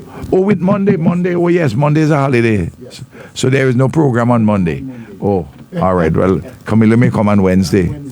Yes, I'll talk to him and find out. So it's 2 programs I'll miss then, not 3. Good. God bless. Thank you.